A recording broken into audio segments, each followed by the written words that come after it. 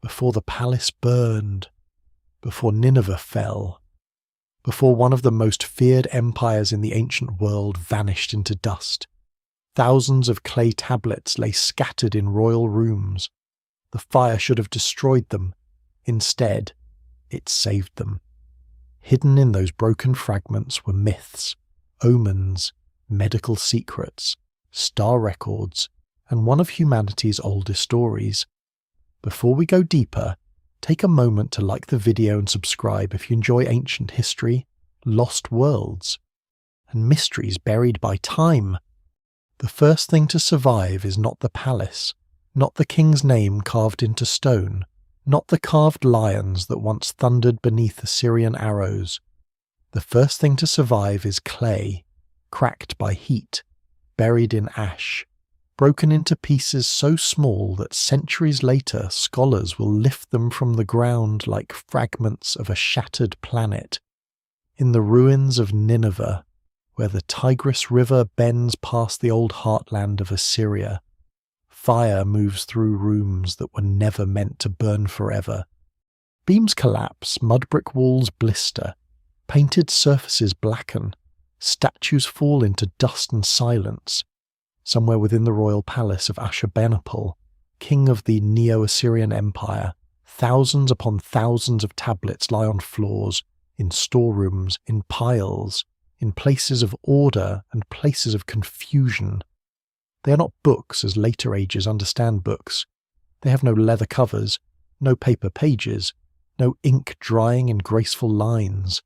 They are heavy, palm-sized pieces of earth, pressed with wedge-shaped marks by reed styluses, each mark carrying a syllable, a word, a number, a warning, a prayer, a calculation, a spell, a medical observation, a myth older than the empire that preserves it.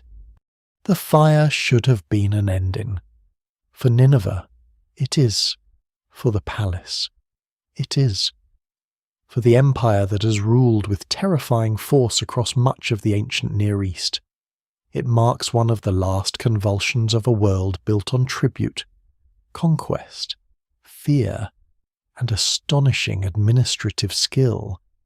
But for the library, the fire becomes something stranger. It hardens the clay. It bakes what had not been fully baked.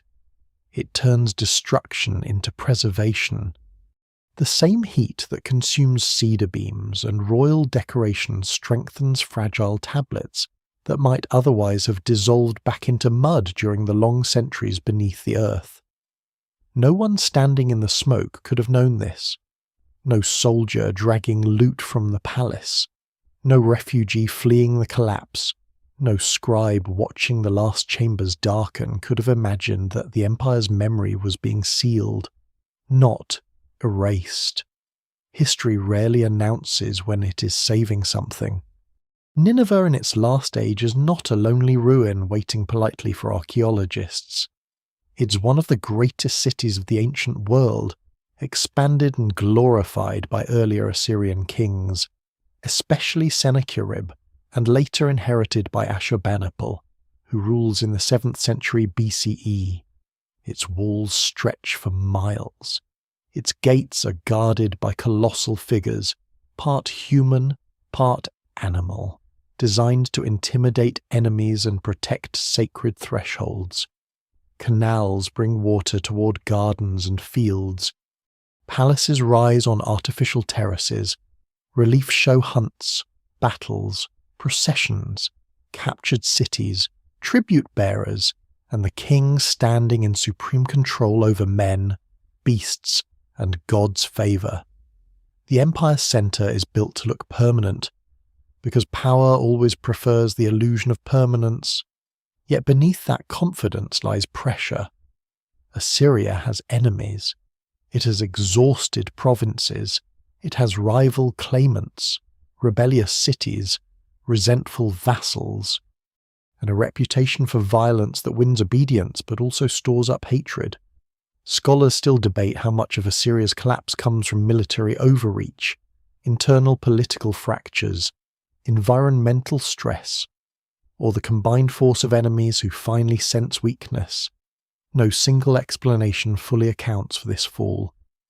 But when the end comes, it is dramatic enough that later memory turns Assyria into a symbol of overwhelming power brought low.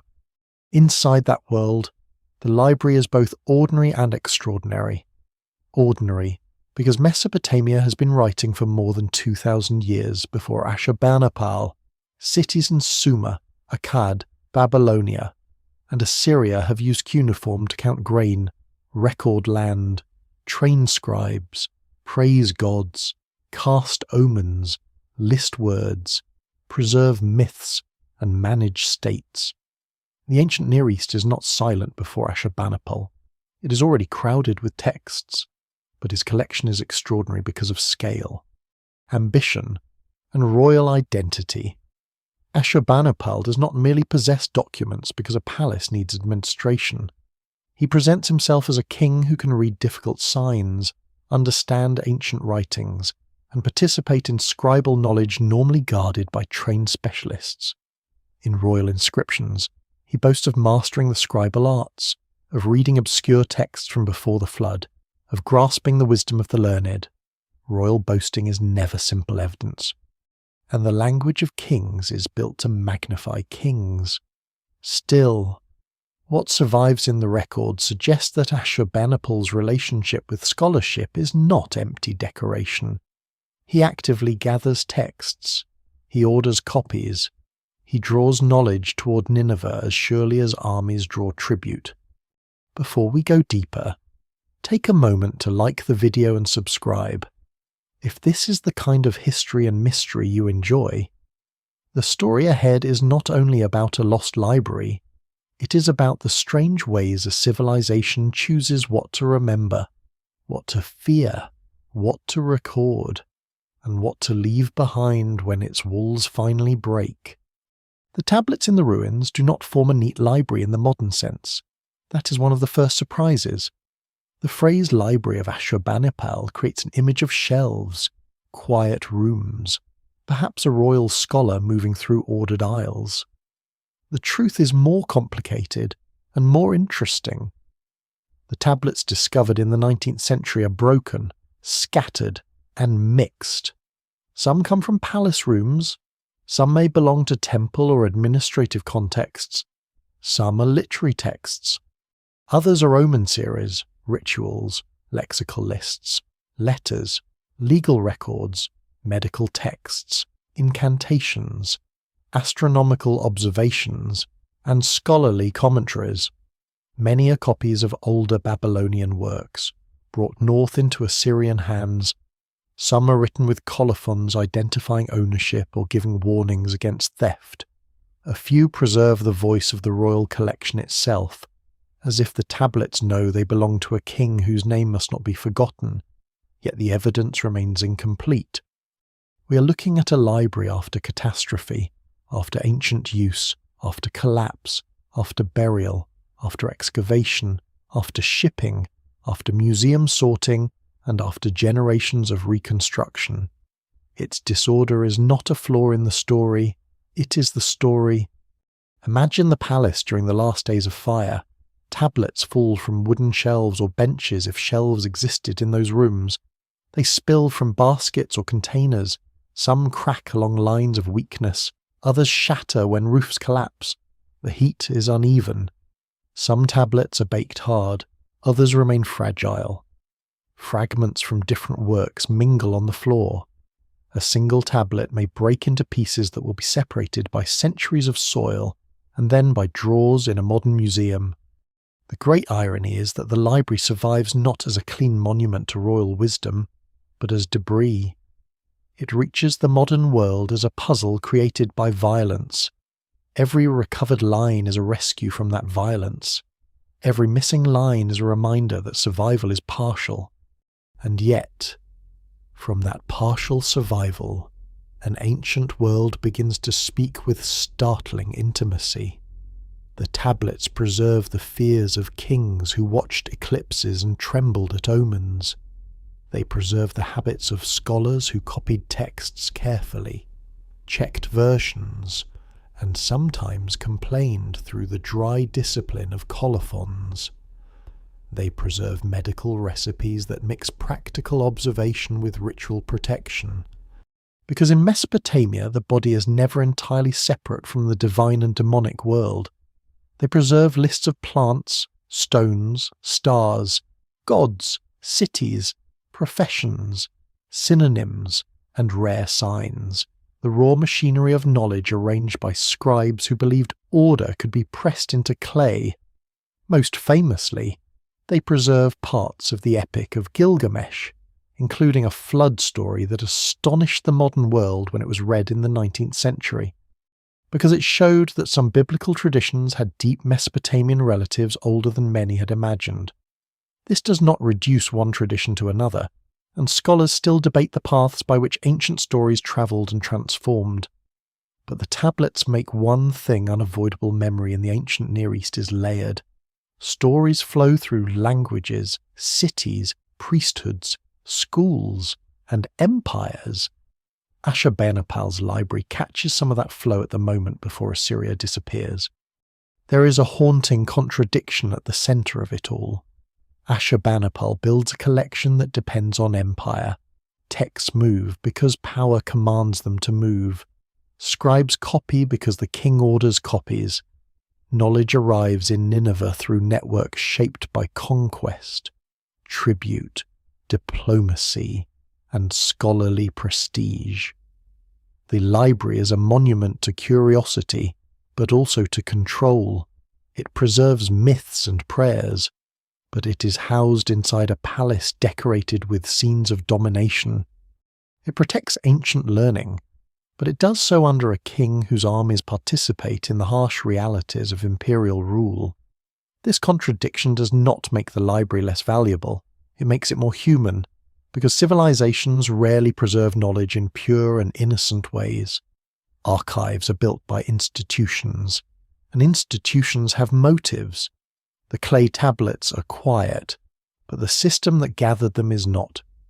By the time the ruins cool, the royal collectors are gone, the scribes are gone.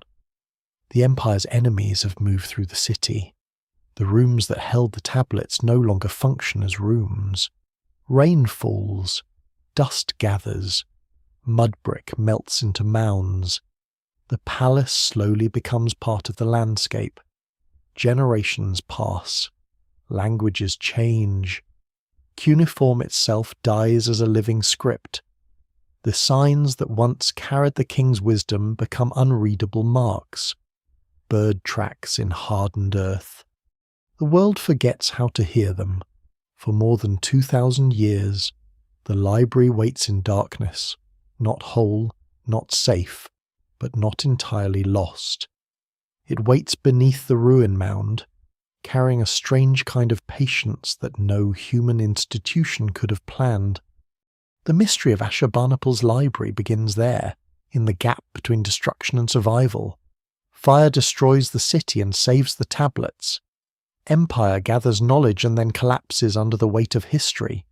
A king seeks immortality through learning, yet his name vanishes from common memory until excavators and decipherers bring it back.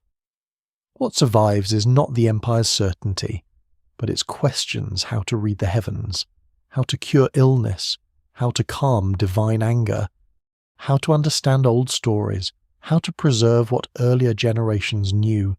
The library is lost, but not silent. It is broken, but not empty. And as each fragment is lifted from the ash, the vanished rooms of Nineveh begin to return, not as they were, but as history allows them to be remembered incomplete, burned, and astonishingly alive. To understand why so much ancient knowledge ends up in Nineveh, the story has to move toward the man whose name clings to the fragments: Ashurbanipal, king of Assyria, ruler of a brutal and brilliant empire, and one of the strangest royal figures to emerge from the ancient Near East. He is not strange because he rejects war. He does not. He inherits and commands one of the most formidable military machines of the first millennium BCE, an army trained for siegecraft, deportation, intimidation, and relentless campaigning. His world is not gentle, and neither is his kingship. Royal reliefs and inscriptions present him as a hunter, conqueror, judge, and favourite of the gods. Enemies are crushed, rebels are punished. Lions fall beneath his arrows in staged hunts that are both sport and political theatre, designed to show that the king can master chaos itself. Yet beside this image of force stands another image, quieter and more unusual: Ashurbanipal as scholar, reader, collector, and guardian of ancient wisdom. This combination is what makes him so compelling. Many kings sponsor scribes. Many kings use writing to record taxes, treaties, victories, omens, and temple offerings. Mesopotamian kings before him certainly value learning, and scribal culture is already ancient by his time. But Ashurbanipal goes further in how he presents himself. In royal inscriptions, he claims expertise in the scribal arts, familiarity with difficult texts, and the ability to understand writings from deep antiquity. The language is shaped by royal ideology, so it cannot be read as a simple personal diary. Kings are expected to appear exceptional. Still, the claim matters because it is a claim few ancient rulers make with such emphasis. Ashurbanipal does not merely say that wise men serve him. He says, in effect, that he can stand among them. The evidence remains incomplete, but what survives suggests that he is trained for a life different from the one he eventually leads. Ashurbanipal is not originally the obvious heir to the Assyrian throne. His father, Esarhaddon, arranges the succession so that Ashurbanipal will rule Assyria, while his brother Shamash-Shumukin will rule Babylon. This division is delicate from the beginning, because Babylon is no ordinary province. It is ancient, prestigious, religiously powerful, and deeply proud. Assyria may dominate it politically, but Babylonian culture carries a weight that Assyrian kings cannot simply ignore. In this environment, Ashurbanipal's education becomes part of a larger imperial strategy. A king who understands Babylonian scholarship, ritual, and scribal tradition can claim not only military control but cultural legitimacy. Knowledge is power, but in Mesopotamia it is also piety, diplomacy, and kingship. He learns in a world where writing is not easy. Cuneiform is not an alphabet of a few dozen signs. It is a complex system with hundreds of signs that can represent sounds, words, or ideas, depending on context. Many texts are written in Akkadian, the Semitic language of Assyria and Babylonia, but they often preserve older Sumerian elements, scholarly conventions, rare signs, and specialized vocabulary. To read learned texts is not simply to sound out words. It is to enter a disciplined tradition trained through copying, memorization, sign lists, commentaries, and teacherly correction. A royal child exposed to this world is not dabbling casually in letters. He is being brought near one of the most demanding intellectual systems of the ancient world. A lesser-known detail is that many scholarly tablets preserve not only the main text, but also notes about copying, ownership, and sometimes the condition of the original. Ancient scribes are often aware that texts can be damaged, corrupted, or misread. Their work is not mechanical copying alone, it is preservation under pressure. Ashurbanipal's pride in learning also fits a deeper Assyrian anxiety. The king is responsible for maintaining order between the human realm and the divine. Victory in battle matters, but so does interpreting signs from the gods, a strange birth, an eclipse, a malformed animal, a dream, a disease in the palace, an unusual pattern in the liver of a sacrificed sheep. All of these can become meaningful. To modern ears, this may sound like superstition, but within the Mesopotamian intellectual world it is a structured system of observation, classification, precedent, and interpretation. The cosmos is believed to communicate through signs, and scribes are trained to read those signs. A king who fails to listen risks disaster. A king who gathers omen texts gathers instruments of survival. This is where Ashurbanipal's library begins to look less like a hobby and more like the nervous system of empire. The tablets are not collected only because old stories are beautiful, though some are.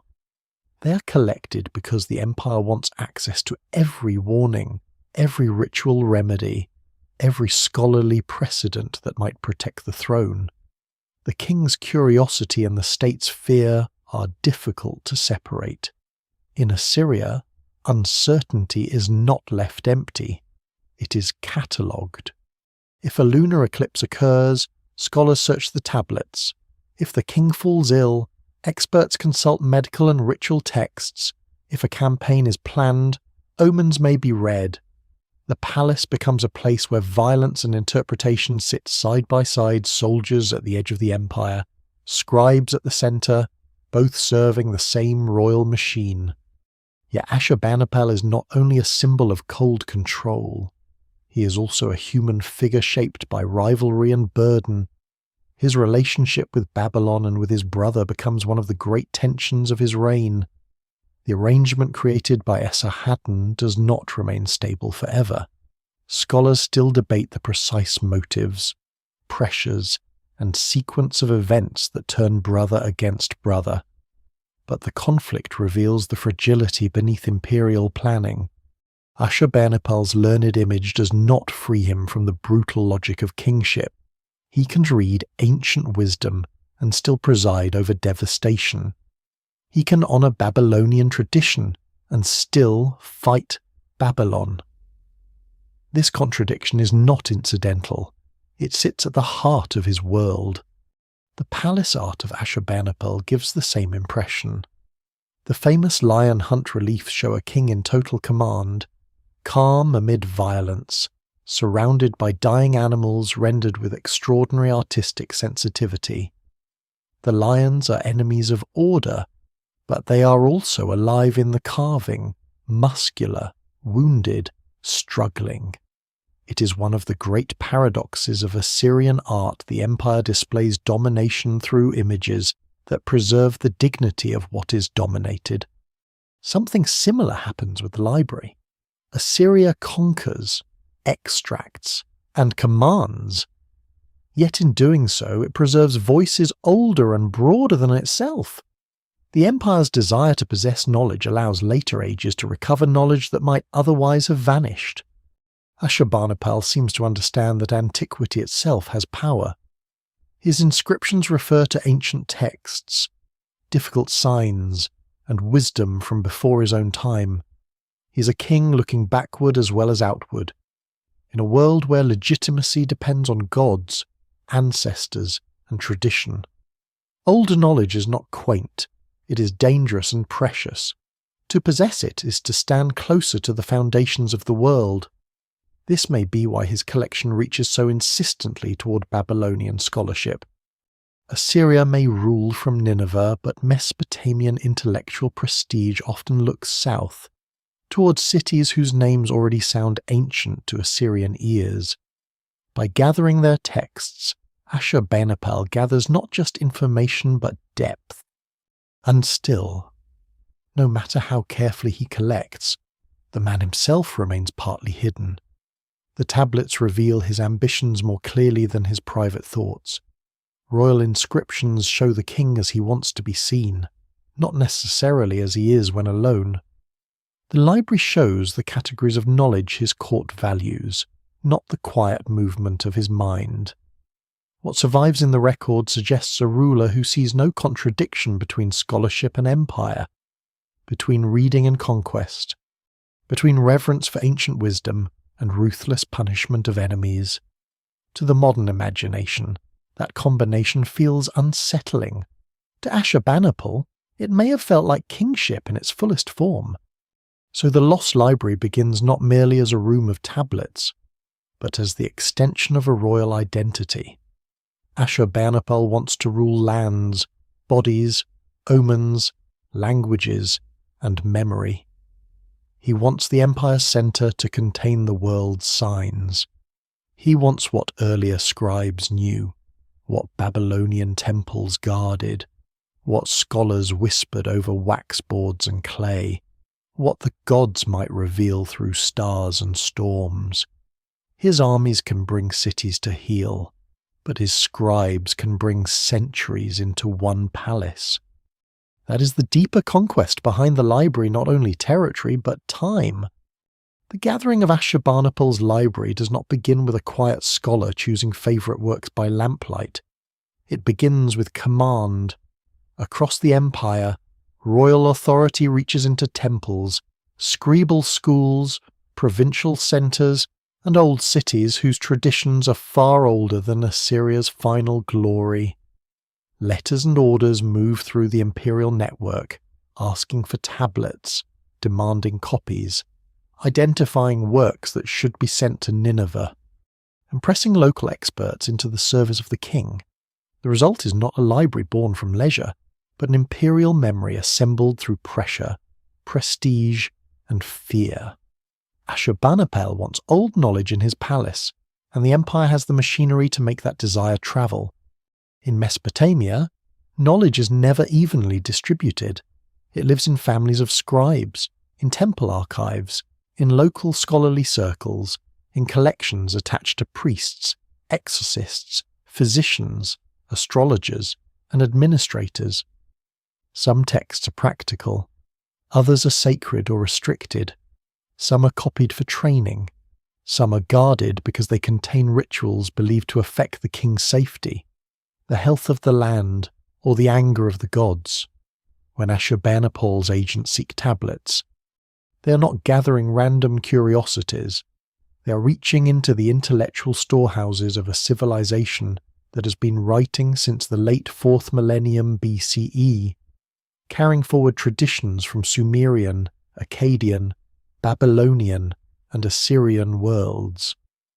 What arrives in Nineveh is therefore not only Assyrian, it is Mesopotamian in the broadest sense, layered with languages, cities, gods, and schools of thought that have outlived dynasties.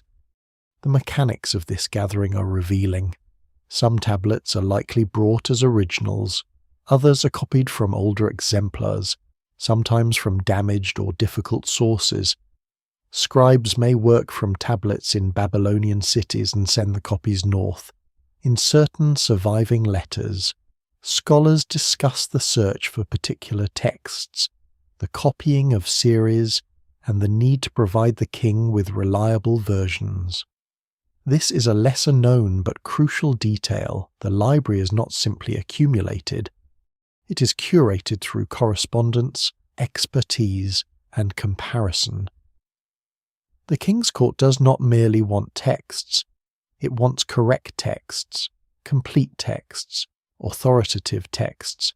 The evidence remains incomplete, but it suggests a world in which scholarship depends on networks as much as genius. Behind every tablet in Nineveh stands a chain of hands: the original scribe, the later copyist, the scholar who identifies the work, the messenger who carries it, and the palace official who receives it. This makes the library a map of empire, but not in the ordinary sense. A military map shows roads, rivers, borders, fortresses, and enemies. Ashurbanipal's library maps something less visible where knowledge is held, who controls it, and how the Assyrian state can draw it inward. Babylon is especially important. Its prestige is enormous, and its scholarly traditions are deep. For Assyrian kings, Babylon is both a problem and a prize. It resists politically, but it remains culturally magnetic. To possess Babylonian learning is to claim participation in an older, revered order, so the gathering of tablets becomes a form of symbolic conquest. Armies can occupy cities, but texts can bring the authority of the cities into the palace itself. Yet this process is not only theft, and it is not only preservation, it is both, and the balance is difficult.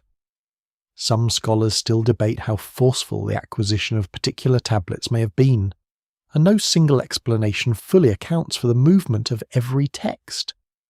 Some works may have been requested respectfully from loyal scholars, some may have been copied in a professional exchange, others may have been taken under pressure from temples and cities with little power to refuse. In the ancient world, royal patronage can nourish scholarship while also controlling it. A scribe attached to the court gains access, status, and protection, but also becomes part of a political machine. The tablets of Nineveh carry this ambiguity in their silence. The scale of the project is astonishing because Mesopotamian learned texts are often organized into large series. An omen collection may run through many tablets. A lexical list may preserve word after word, sign after sign, in disciplined sequence. A ritual series may require precise wording and correct order. To gather one work can mean gathering dozens of tablets, each part of a larger intellectual architecture. The library therefore reflects not only quantity but system. It is an attempt to bring entire traditions into reach, so that the court can consult them when danger appears. A sick king, a lunar eclipse, a threatening dream, a failed harvest, a rebellion, a strange birth in the animal pens, each may require interpretation. The palace wants answers ready before disaster becomes irreversible. There is something almost modern in this impulse. Though the worldview is deeply ancient, Ashurbanipal's court behaves as if information can reduce uncertainty. It gathers records, compares versions, classifies signs, preserves precedents, and stores expert knowledge. But the purpose is not modern science in the later sense. It is protection within a universe filled with divine messages. The difference matters. The scribes are not trying to strip meaning from the sky. They are trying to read meaning correctly.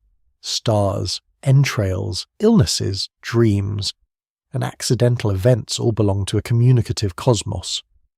The empire's archive is therefore also an instrument of listening. At the same time, the library's growth reveals a quieter human devotion. Scribes copy with care because they believe words matter. A badly written sign can change interpretation. A missing line can damage a ritual. A mistaken omen can mislead a king. Some tablets include colophons naming the scribe, the owner, or the source, and sometimes warning others not to remove the tablet improperly. These small notes, easily overlooked beside great epics and royal inscriptions, are among the most intimate traces in the collection. They show a scribal world conscious of fragility. Texts can be stolen, texts can decay, texts can be miscopied. Knowledge survives only if someone keeps making the effort. In this sense, Ashurbanipal's library is not built once. It is continually made. Every copy renews an older voice. Every shipment to Nineveh changes the balance between local tradition and royal centre. Every tablet added to the palace makes the empire's memory larger and more vulnerable at the same time. For while knowledge is being gathered into one magnificent concentration, it is also being exposed to a single catastrophe. The very success of the collection creates the conditions for its dramatic survival and its near destruction. When knowledge is scattered, much may be lost slowly. When it is centralized, much may be lost at once. That is the hidden tension beneath the library's rise. Ashurbanipal is trying to defeat time by collecting the past. Yet the collection depends on an empire that is itself mortal. The palace rooms fill with ancient words, but the walls around them are political, military, and temporary. The king's scribes pull sentries into Nineveh, not knowing that one day Nineveh will fall and those sentries will be buried together. What they build is an imperial memory, but memory does not remain obedient to empire. Long after Assyria's authority breaks, the tablets will continue to carry the names of older cities, older gods, older fears, and older stories. Ashurbanipal gathers them to strengthen his throne, history preserves them to outlive it. Before the library can become a memory of empire, it has to become something more basic wet clay under a human hand. That is where the grandeur of Ashurbanipal's collection begins, not with golden halls or royal decrees, but with earth, water, reeds, and the patient discipline of scribes. In Mesopotamia, where stone is not always plentiful and river mud is everywhere, clay becomes one of the most durable writing materials ever used. It is humble, heavy, and inconvenient by the standards of later books. But it has one extraordinary gift. When treated by accident or design with enough heat, it can survive for thousands of years. Papyrus rots, leather decays, wood burns away, clay waits. A tablet begins as a lump-shaped purpose. Some are small enough to fit comfortably in the palm. Others are larger, thick and formal, meant to carry long passages or official records. The scribe smooths the surface while it is still damp, then presses signs into it with a reed stylus cut to a triangular edge. The stylus does not draw lines so much as it leaves impressions, wedge after wedge, creating the script now called cuneiform. The word comes from the Latin for wedge. But the system itself is far older than Latin, older than classical Greece, older than the empires that later imagined themselves ancient. By Ashurbanipal's time, cuneiform has already lived many lives. It has served accountants, kings, priests, merchants, astronomers, students, and poets. It has crossed languages. It has changed shape. It has carried the ordinary and the sacred with equal endurance. The act of writing is physical and exacting. Each sign must be impressed with angle, order, and pressure. Too shallow, and it may vanish as the clay dries. Too careless, and it may be mistaken for another sign. Cuneiform signs can be complex, and their values depend on context. A sign may stand for a syllable, a whole word, a divine name, or a learned convention. Some signs are inherited from Sumerian but used in Akkadian texts. Some are rare, archaic, or intentionally scholarly. To read them well requires more than literacy in the simple sense. It requires training in a tradition that treats writing as craft, memory, code, and authority at once. Scholars still debate the exact training paths of every kind of scribe because the evidence remains incomplete. But the surviving school tablets show a culture of repetition, copying, correction, and disciplined learning. In scribal education, young students begin with simple wedges, signs, and lists. They copy words, names, professions, animals, plants, cities, gods, and phrases again and again. Many practice tablets are clumsy, uneven, full of the ancient equivalent of hesitant handwriting. These are some of the most human objects in Mesopotamian archaeology. They show learning as effort, not miracle. Before any scribe can copy a royal omen series or a myth of cosmic age, someone has to master the angle of a reed pressed into mud. A lesser-known detail is that many tablets preserve the mistakes and exercises of students who never expected to be remembered. Their errors survive beside the polished works of masters, and together they reveal that ancient knowledge depends on long apprenticeship. Once written, a tablet may be dried in the sun or baked in a kiln, depending on its intended durability and local practice. Many everyday documents are not fired deliberately. They harden enough to be useful, but remain vulnerable to water and breakage. Some formal or long-term tablets are baked more thoroughly. Others, like many from Nineveh, are preserved because catastrophe bakes them after the fact. This creates one of the strangest reversals in the history of writing. The fire that destroys Ashurbanipal's palace acts like an accidental kiln. It makes the tablets harder, darker, and more durable. Not every tablet benefits equally. Heat can crack clay, warp surfaces, or shatter pieces.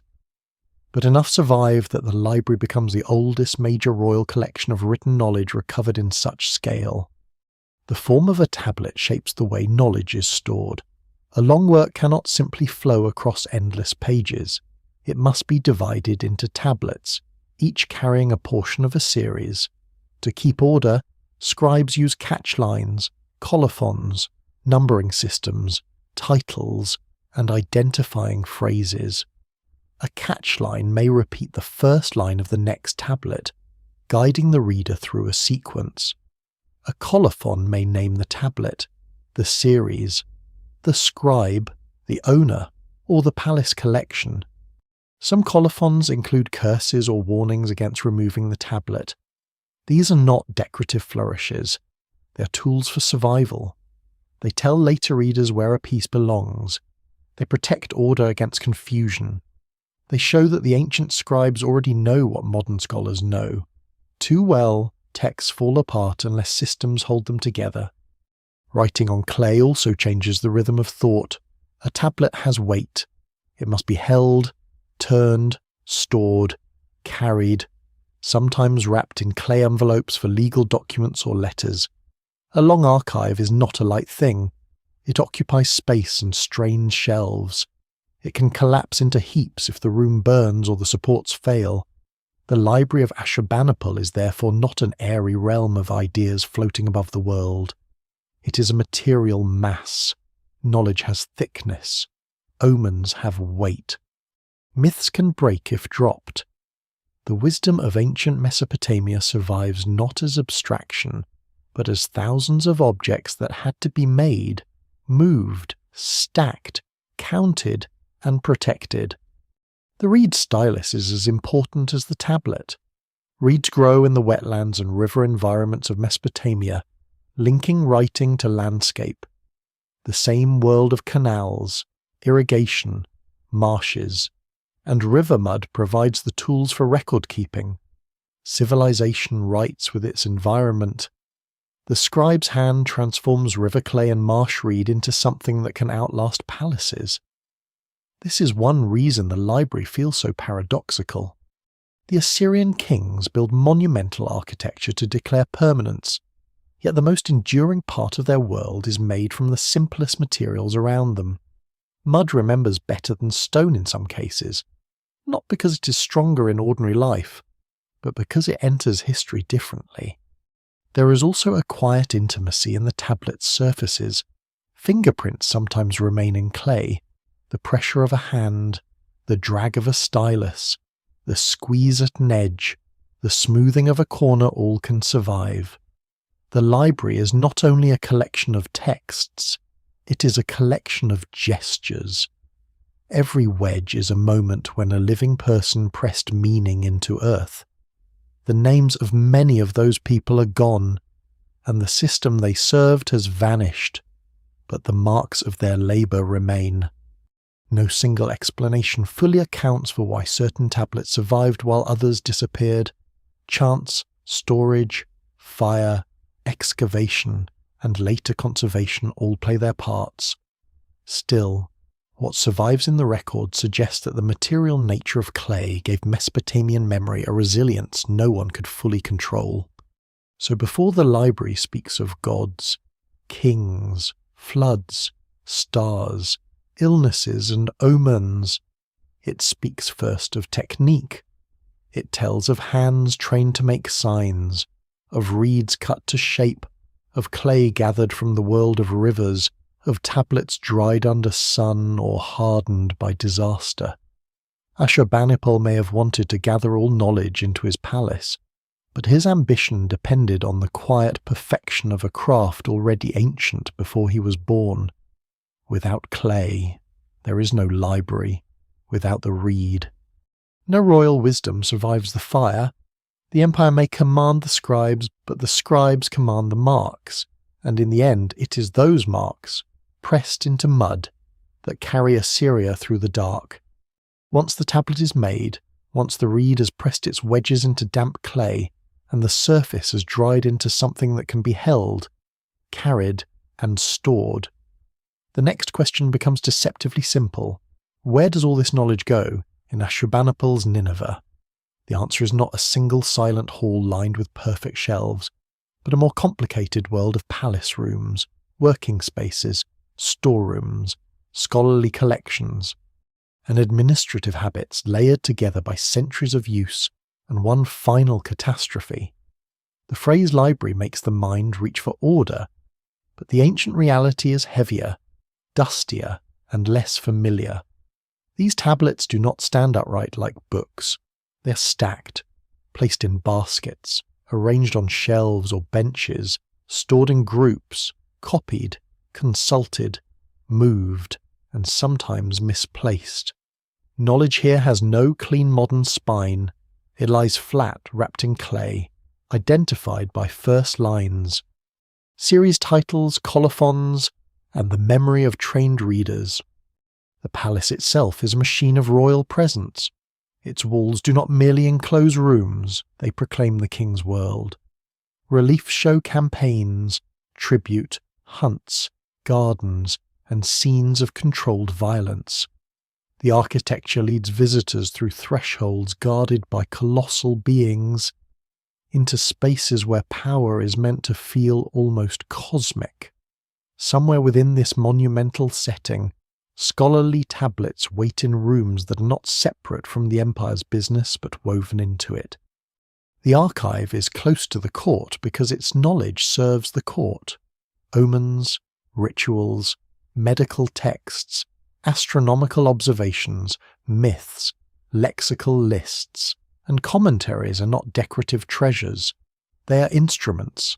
They help scholars advise the king, interpret danger, preserve ritual correctness, and connect the present reign to ancient authority. Modern excavation complicates the picture. Many tablets associated with Ashurbanipal's library were found in the ruins of Nineveh, especially at the mound now known as Kuyunjik, but the exact ancient arrangement is difficult to reconstruct. Excavators in the 19th century were astonished by the quantity of fragments, yet early methods were not as controlled as modern archaeology would demand. Tablets were removed, shipped, sorted, broken further, mixed, and identified gradually. Some pieces from one original tablet ended up far apart. Some fragments from different rooms or even different buildings were grouped together later. The evidence remains incomplete, and scholars still debate the precise boundaries between Ashurbanipal's royal library, palace archives, temple collections, and other scholarly holdings. But even through the confusion, a pattern emerges. Nineveh held a deliberate concentration of learned texts unlike anything else recovered from the ancient Near East on that scale. Inside the palace archive, order does exist, but it is an order built for cuneiform culture.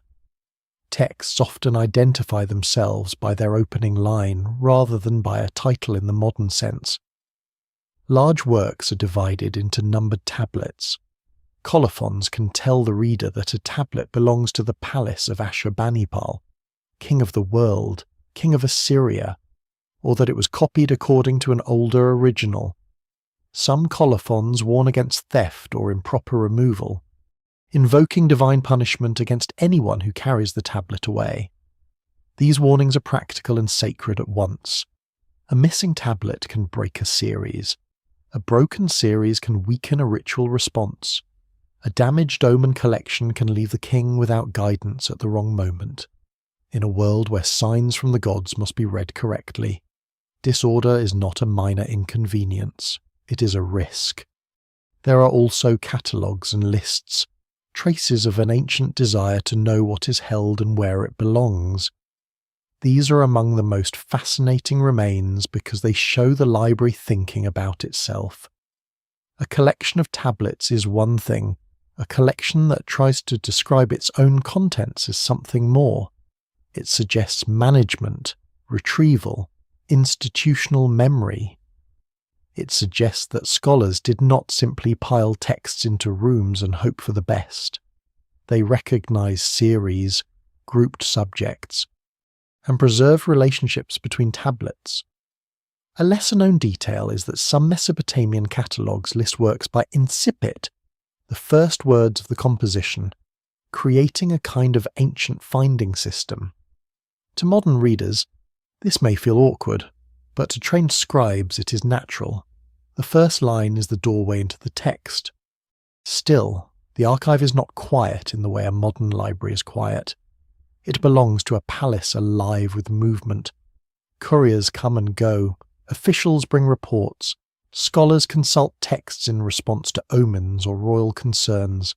Scribes copy tablets from older exemplars, perhaps comparing versions, perhaps repairing gaps where possible, perhaps marking uncertainty where the original is damaged. Some tablets are beautiful and careful, others are cramped, practical, hurried, or clearly made for use rather than display. The library contains polished tradition, but also working knowledge. It is less like a museum and more like a living workshop, attached to the most powerful court of its world. The rooms themselves must have smelled of clay, dust, reed, oil lamps, wood, and human labour. Light enters unevenly. Tablets rest in rows or piles, some fresh and pale, others darkened by age or firing. A scholar looking for an omen series does not browse idly. He searches with purpose, guided by memory and training. The signs are dense, and the tablets are physical objects that can bruise the hand or chip at the edge. There is nothing weightless about this wisdom. To retrieve a text is to lift part of the earth.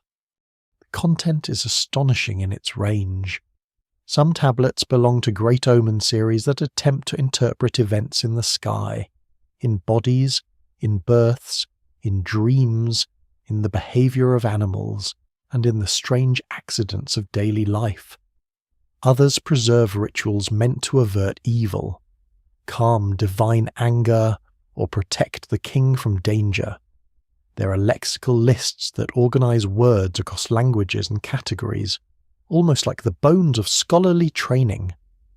There are myths, hymns, prayers, medical recipes, incantations, astronomical texts, mathematical procedures, letters, and administrative records. The categories overlap because Mesopotamian knowledge does not draw modern boundaries cleanly.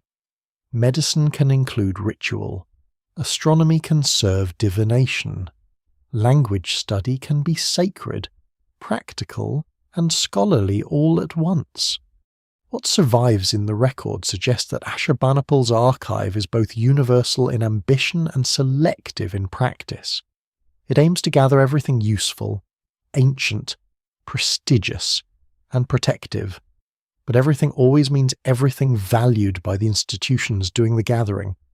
The voices of kings, scribes, priests, scholars, and officials survive far more clearly than the voices of farmers, labourers, prisoners, and women outside elite circles.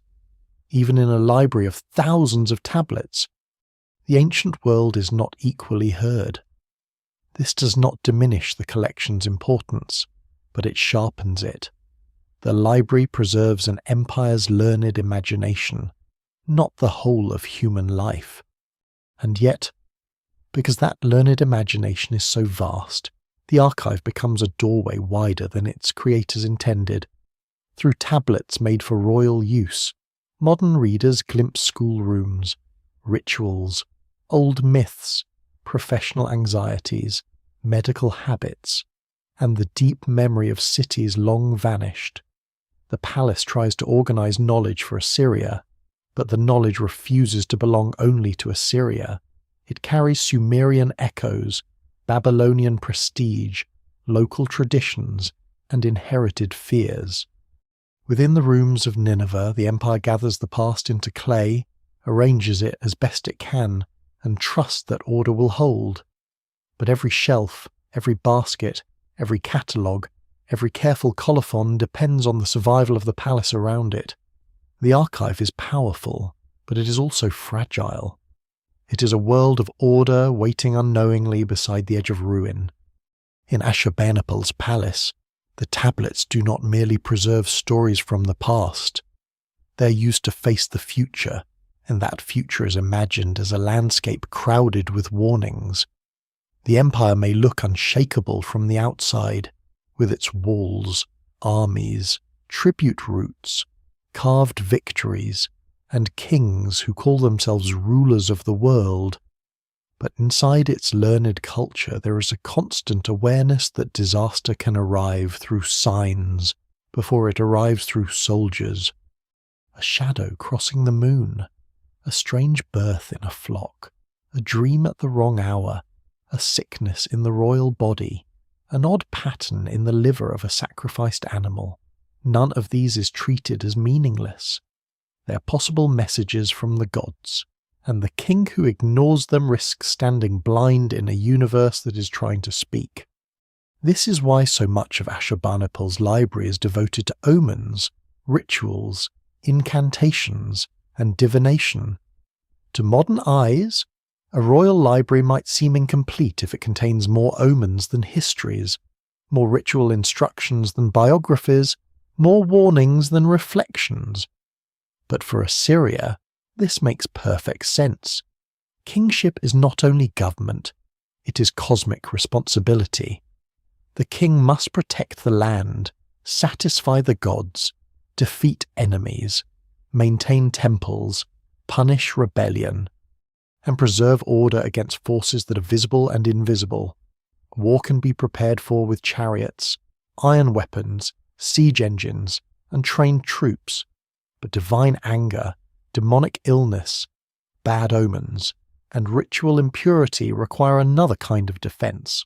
The library supplies that defense in clay. Among the greatest omen collections is the long series concerned with celestial signs, especially the moon, sun, planets, stars, clouds, winds, and storms. The sky is watched with care because the heavens are not distant decoration. They are a royal bulletin board written by divine powers. An eclipse may indicate danger to the king or the land. The appearance of a planet in a certain place may suggest prosperity, rebellion, famine, or the death of a ruler. The exact interpretation depends on accumulated tradition, and that tradition is stored in series built from generations of observation, analogy, and inherited authority. Scholars still debate how much these omen traditions reflect systematic observation over long periods and how much they preserve interpretive patterns shaped by theology and politics. The evidence remains incomplete, but what survives in the record suggests a disciplined intellectual world, not random panic. The work of the court scholar is therefore both technical and dangerous. If he reads a sign badly, the consequence may not be merely embarrassment. It may affect royal decisions, rituals, appointments, campaigns, or emergency measures designed to protect the king. Assyrian letters from scholars to the court reveal a tense atmosphere of interpretation, reporting, reassurance, and warning. Experts track the heavens, compare events with texts, and communicate their findings to the palace. Some messages are cautious, some offer ritual remedies, some try to calm anxiety by explaining that a sign is not as dangerous as it appears. This is a lesser-known side of the empire. Behind the brutal certainty of royal inscriptions lies a court often preoccupied with uncertainty. One of the most striking practices connected to ominous danger is the substitute king ritual. When certain omens seem to threaten the life of the real king, especially celestial omens such as eclipses, a temporary substitute may be placed on the throne to absorb the predicted evil. The true king withdraws or disguises his status while the substitute, often a man of low rank, takes on the outward signs of kingship for a limited period. Afterward, the substitute and sometimes his queen are killed, and the real king resumes power. The danger supposedly diverted. The practice is grim, revealing, and difficult for modern readers to absorb without discomfort. It shows how seriously omen interpretation could be taken, and how the protection of the king's body could require another body to become expendable. No single explanation fully accounts for every instance of the ritual, but it stands as one of the clearest examples of fear being managed through ceremony. The library also preserves texts of extispicy, the divination performed by examining the entrails, especially the liver, of a sacrificed sheep. To Mesopotamian diviners, the liver is a map where divine intention may appear in marks, shapes, protrusions, and irregularities. This is not casual guesswork. It is a trained discipline with technical vocabulary, models, and reference collections. Clay liver models from Mesopotamia show how students could learn the zones and features of the organ, almost like an anatomical chart used for religious interpretation. The diviner's task is to read the sacrificed animal as a message-bearing object, connecting physical signs to possible outcomes, campaigns, building projects, political decisions, and royal concerns might all be approached through such rituals. Medicine sits close to this world of signs. The library contains medical texts that describe symptoms, treatments, plants, minerals, bandages, potions, and procedures, but also incantations and rituals against supernatural agents. The body is understood through observation and through a religious framework at the same time. A fever, swelling, seizure, skin condition, or pain may be treated with ingredients that have practical effects. But the illness may also be linked to divine displeasure. Ghosts, demons, witchcraft, or impurity. Modern categories separate medicine, religion, and magic. Assyrian scholarship does not separate them so cleanly. What survives in the record suggests a world where healing is a combined effort of diagnosis, remedy, prayer, and protection. This does not mean the texts are without practical insight. Some medical descriptions are attentive and specific. Some treatments may have had soothing or medicinal value. Some observations of disease progression show a careful interest in the visible body. But uncertainty remains woven into every cure. The ancient healer works in a world where the causes of suffering are multiple and often hidden. A patient may need herbs, bandages, ritual purification, spoken formulas, and divine mercy. The library preserves that complexity rather than resolving it.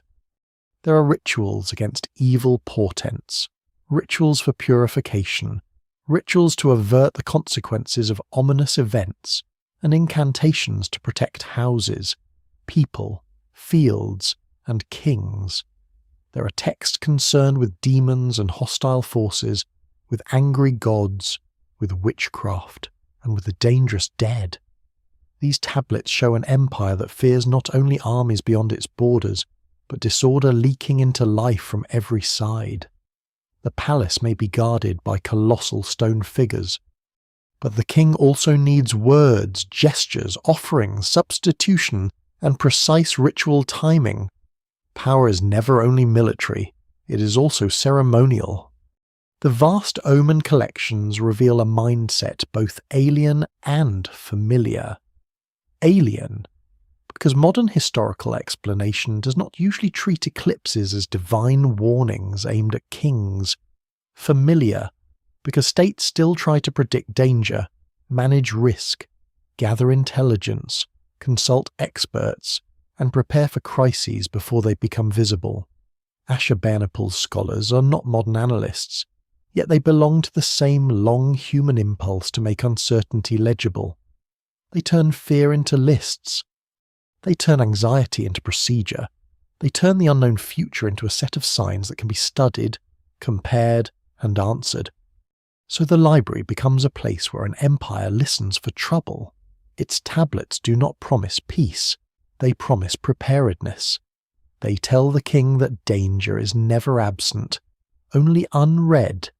Somewhere in the palace, a scholar bends over clay by lamplight, tracing old signs that describe a darkened moon, a malformed lamb, a fevered body, a dream of falling walls, Outside, the empire still stands, tribute still moves, armies still march, lions still die beneath royal arrows, but inside the archive, the future is already restless, pressing its warnings into the same clay that will one day survive the fire.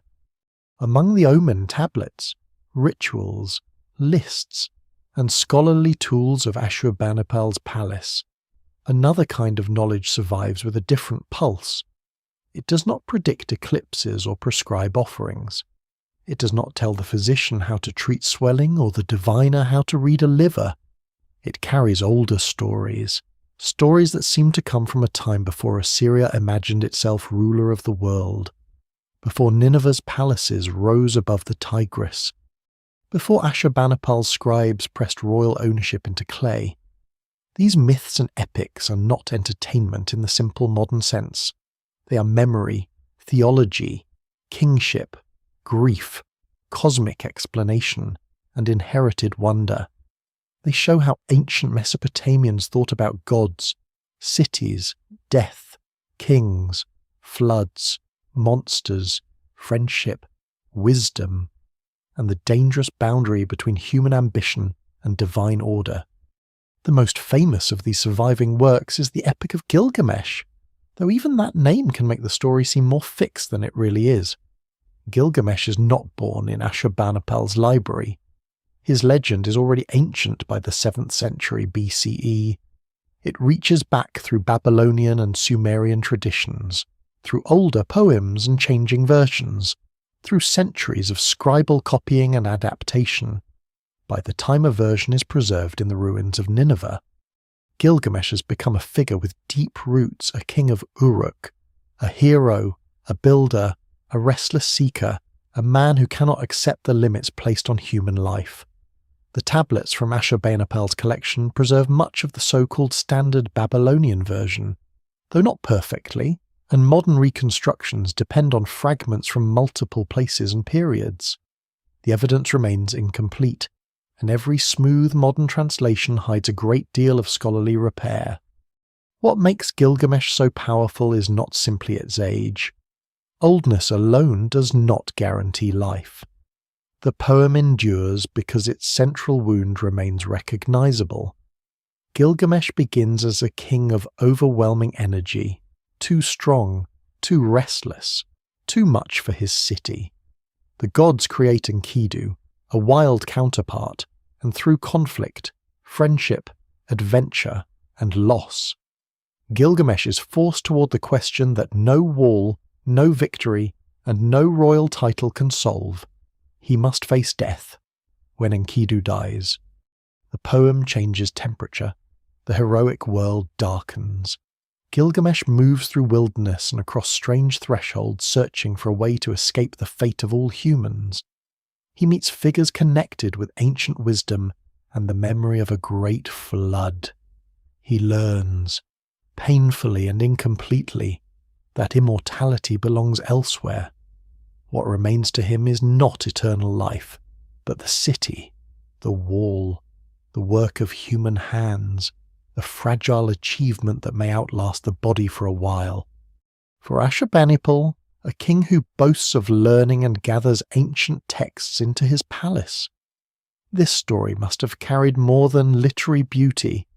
It is about kingship, fame, limits, and the hunger to defeat time. That hunger is visible in the library itself. Ashurbanipal cannot become immortal, but he can collect words older than himself. He can make Nineveh a vessel for memory. Yet Gilgamesh warns that even the greatest builder cannot escape the human condition. This creates a quiet irony. In the palace of an Assyrian ruler who claims mastery over lands and knowledge, a much older story says that mastery has boundaries. The tablet does not need to argue, it simply survives. The flood episode preserved within the Gilgamesh tradition is one of the most startling pieces of the library's legacy. In the poem, Gilgamesh hears from Utnapishtim, a survivor of a divine flood who receives instructions to build a great boat and preserve life. When parts of this story were deciphered in the 19th century, they caused enormous excitement because of their resemblance to the flood narrative known from the Hebrew Bible. The discovery did not prove a simple line of borrowing in the crude way some popular accounts imagined, and scholars still debate the complex relationships among Mesopotamian flood traditions, biblical texts, oral transmission, scribal culture, and shared ancient Near Eastern motifs. But the tablets made one thing clear: the memory of a world-destroying flood belonged to a much wider and older storytelling environment than many modern readers had realized. The flood story itself reaches deeper than Gilgamesh. Mesopotamian flood traditions appear in earlier works, including the Atrahasis epic and Sumerian flood material, each shaped by its own theology and narrative purpose. In some versions, the flood comes because humanity becomes too numerous or noisy, disturbing the gods. In others, the emphasis falls on divine decision, human survival, sacrifice, and the reordering of the world afterward. These stories do not function as geological reports in the modern sense, though some scholars have explored whether memories of severe river floods in Mesopotamia helped shape them. No single explanation fully accounts for their endurance. They're mythic, theological, environmental, and social at once.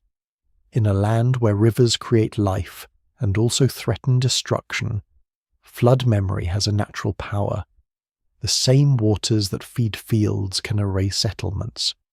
The same mud that holds writing can bury cities. Other myths in the library open different windows into the Mesopotamian imagination. The creation epic, often called Enuma Elish, presents a cosmos born through divine conflict, where the god Marduk rises to supremacy after defeating the sea monster Tiamat and shaping the world from her body. This is not merely a tale of beginnings, it is a text bound to Babylonian religious prestige and royal ideology, especially the exaltation of Marduk. Its presence in Assyrian context reveals again how Ashurbanipal's library absorbs traditions beyond Assyria's own gods and political centre. Assyria may have its national god, Ashur, but Babylonian myth carries authority that cannot be ignored. The library becomes a place where rival sacred geographies coexist uneasily in clay. There are stories of descent to the underworld, where divine power weakens before the laws of death. There are hymns and prayers that speak to gods with reverence, fear, and careful formula. There are myths of conflict between order and chaos, tales of divine anger, human vulnerability, and the fragile maintenance of civilization. These texts reveal a world where cities are not just economic centers, but sacred arrangements, where kingship descends from divine order, where disasters may reflect cosmic imbalance, and where humans survive by serving, appeasing, and remembering powers greater than themselves. A lesser known but important detail is that myths in such libraries often survive because scribes copy them as part of learned tradition, not because the palace is trying to preserve literature in a modern literary canon. A myth may be copied for ritual, scholarly, educational, theological, or prestige reasons. The boundary between story and knowledge is porous. To know an ancient myth is to know the structure of the world, the names and relationships of gods, the precedents behind rituals, and the deep past that gives authority to the present. For a scribe, myth is not separate from scholarship. It is one of scholarship's oldest languages. Through these myths, Ashurbanipal's library expands beyond the anxieties of the Assyrian court. The Omen tablets show fear of the future, but the epics show fear of mortality, chaos, forgotten origins, and the limits of human achievement. They preserve questions no empire can conquer. Why do cities rise if they must fall? Why do humans build if death remains certain? Why do gods send destruction? How much wisdom can a person bear? The library does not answer these questions once and for all. It gathers older attempts to live beside them, and that is why the myths feel so alive among the burned tablets. They are not relics frozen in royal storage. They are older voices passing through Assyria on their way to an unknown future. Ashurbanipal's scribes copy them to serve the king, honor tradition, and preserve learned culture. The fire breaks the palace but strengthens the clay. The empire dies, but Gilgamesh keeps walking through the wilderness. The floodwaters recede again. The gods remain dangerous. The city wall still stands in memory. Beneath the ash of Nineveh, stories older than kings wait for another age to learn how to read them. The myths in Ashurbanipal's library carry the deep memory of gods and floods, but beside them lies another kind of ancient intelligence, quieter and often less celebrated than knowledge of measurement, observation, calculation, classification, diagnosis, and administration. It is tempting to call this science, and in some ways the word helps. The tablets show careful watching of the sky, numerical procedures, medical descriptions, technical vocabulary, and systems for organizing the world. Yet it is also important not to force modern categories too neatly onto ancient minds. Mesopotamian scholars do not divide knowledge into science, religion, magic, literature, and bureaucracy the way later cultures often do. Their universe is connected. A star can be an astronomical object and a divine sign. A plant can be an ingredient and part of a ritual. A number can solve a practical problem and belong to a learned tradition that carries sacred authority. What survives in the records suggests not science in the modern institutional sense, but something older, disciplined curiosity under the pressure of kings, temples, calendars, fields, illness, and fate. Astronomy is one of the clearest examples. Mesopotamian scholars watched the heavens for generations, recording lunar phases, planetary appearances, eclipses, and patterns in the sky. In Ashurbanipal's library, celestial knowledge often serves divination, because the heavens are read as messages from the gods. But the act of reading requires observation. To interpret a lunar eclipse, one must notice it, date it, compare it, preserve earlier cases, and understand cycles well enough to make sense of what is seen. Over time, this habit of watching becomes extraordinarily sophisticated. Later, Babylonian astronomy will develop mathematical methods for predicting celestial phenomena with impressive accuracy. And while much of that later achievement belongs after Ashurbanipal's era, the learned culture preserved in his library belongs to the long foundation that makes such developments possible. Scholars still debate the exact relationship between omen astronomy and mathematical astronomy, but no single explanation fully accounts for the growth of Mesopotamian sky knowledge without recognizing both religious interpretation and disciplined observation. The sky matters because the state depends on time. Months begin with the moon. Festivals require calendars. Agricultural cycles depend on seasons. Rituals must be performed at proper moments. The empire cannot function on vague time alone. It needs trained people who can track days, months, intercalations, omens, and ceremonial obligations. The tablets show a world where the heavens are not distant from administration. A calendar is a bridge between cosmic order and human order.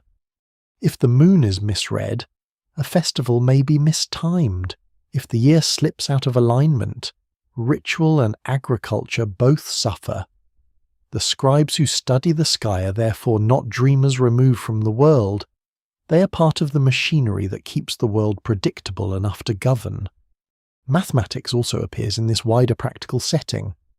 Mesopotamian calculation is famous for its sexagesimal system, based on units of 60, a legacy still visible today in the way hours are divided into 60 minutes and circles into 360 degrees. The The tablets connected with mathematical traditions include procedures for areas, volumes, reciprocals, weights, measures, and problem-solving exercises. Some are school texts, designed to train scribes in the numerical skills needed for fields, buildings, rations, labour, and accounts.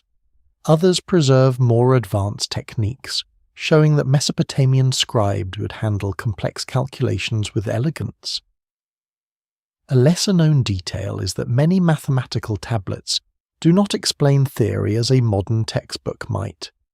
They present procedures, worked examples, and lists that train the mind through practice. Knowledge is learned by doing, copying, and repeating until the method becomes part of the scribe's hand. This kind of calculation is not abstract luxury. An empire lives by quantities. Grain must be measured, workers must be fed, bricks must be counted, canals must be maintained, land must be assessed, tribute must be recorded, armies require supplies, temples require offerings. The palace consumes enormous amounts of material, and every movement of material produces information. Writing and arithmetic make empire possible because they allow command to extend beyond what any one person can see. A king may claim to rule the world, but he rules through tablets, lists, accounts, letters, inventories, reports, and the trained habits of officials who turn reality into numbers. Language itself becomes a science of order. The Library preserves lexical lists, bilingual vocabularies, sign lists, and scholarly tools that organize words across Sumerian and Akkadian traditions. By Ashurbanipal's time, Sumerian has long ceased to be a spoken everyday language, but it remains essential in scholarship, ritual, and scribal prestige. This is a striking fact. Assyrian scribes preserve and study a dead or learned language because it carries cultural authority. In that sense, they resemble later scholars learning Latin, Sanskrit, or classical Chinese long after those languages have shifted away from ordinary speech. To master Sumerian signs and terms is to enter the deep archive of Mesopotamian civilization. It is also to gain access to old prayers, rituals, myths, and scholarly conventions that cannot be fully understood through ordinary Akkadian alone. The lexical lists may seem dry at first glance, rows of words arranged by category or sign, yet they are among the most revealing documents in the collection. They show how scribes classify reality animals, plants, stones, stars, professions, gods, places, body parts, wooden objects, metals, and rare terms. A list is a way of saying that the world can be gathered, ordered, memorized, and transmitted. It is not narrative, but it is a map of attention. It tells us what the scribal tradition believes is worth naming, and naming is power. To name a plant correctly may matter in medicine. To name a god correctly may matter in ritual. To read an obscure sign correctly may matter when copying an ancient text whose authority depends on precision. Medicine, too, belongs to this layered world. The tablets preserve descriptions of symptoms, prognoses, treatments, and ritual responses. Some medical texts are diagnostic, moving from observed signs in the body toward predictions about recovery or death. Others prescribe ingredients from plants, minerals, animal products, oils, beer, milk, honey, and other substances, sometimes mixed, applied, drunk, bandaged, or recited over. Modern readers must be careful here. It is too simple to dismiss this as superstition, and it is also too simple to call it modern medicine in embryo. The evidence remains incomplete, and the logic of treatment often combines practical experience with supernatural causation. But within that combination lies careful observation. Ancient healers notice patterns. They distinguish symptoms. They record outcomes. They inherit remedies and refine procedures through tradition. Administration may seem less mysterious than astronomy or medicine, but it is one of the library's deepest forms of knowledge.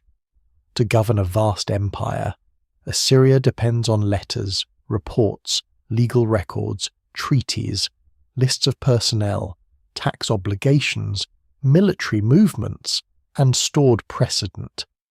These documents are not always part of the literary library in the narrow sense, yet they belong to the same written world. They show that power requires memory, without records. Tribute disappears into rumour. Without lists, labour cannot be organised. Without letters, distant governors become dangerously independent. The Assyrian state is fierce, but it is also literate, and its literacy is not ornamental. It is infrastructure. What makes Ashurbanipal's collection extraordinary is the way all these kinds of knowledge sit near one another, myth beside mathematics, omen beside observation, grammar beside ritual, medicine beside incantation, royal administration beside stories of a king searching for immortality. This mixture is not confusion. It is the shape of an ancient intellectual universe before later boundaries harden. The tablets do not show people who know less, because they mix categories. They show people who arrange knowledge according to a different map, one in which the gods, the body, the sky, the field, the palace, and the written sign all belong to the same order. And so, in the rooms of Nineveh, Ashurbanipal gathers more than beautiful stories and fearful omens. He gathers the tools by which a civilization measures land, tracks stars, trains minds, heals bodies, names the world, and governs distance. Fire will later make these tools look like relics, but in their own time they are active instruments.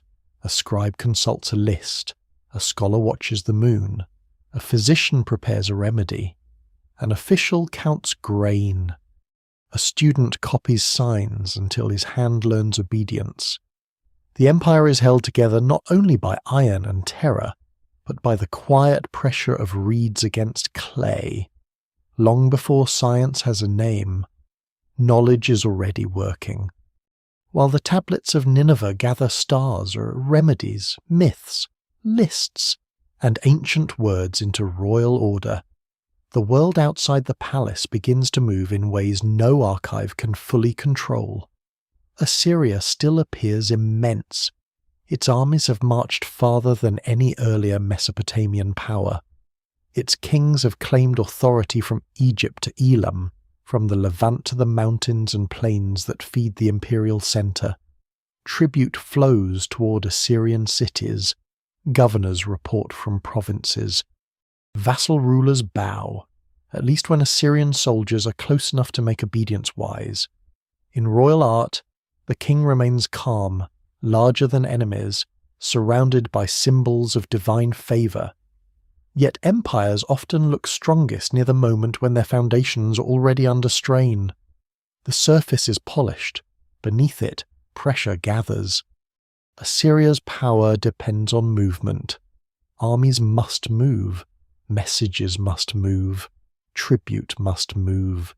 Deportees, craftsmen, officials, horses, timber, metals, grain, and luxury goods must be drawn across long distances into a system that demands constant energy. The empire is not a single natural body. It is a network held together by force, administration, roads, fear, reward, and the repeated demonstration that rebellion is more dangerous than submission. This system can be terrifyingly effective, but it is also expensive. Every conquered land requires supervision. Every frontier invites challenge. Every punished city leaves memory behind.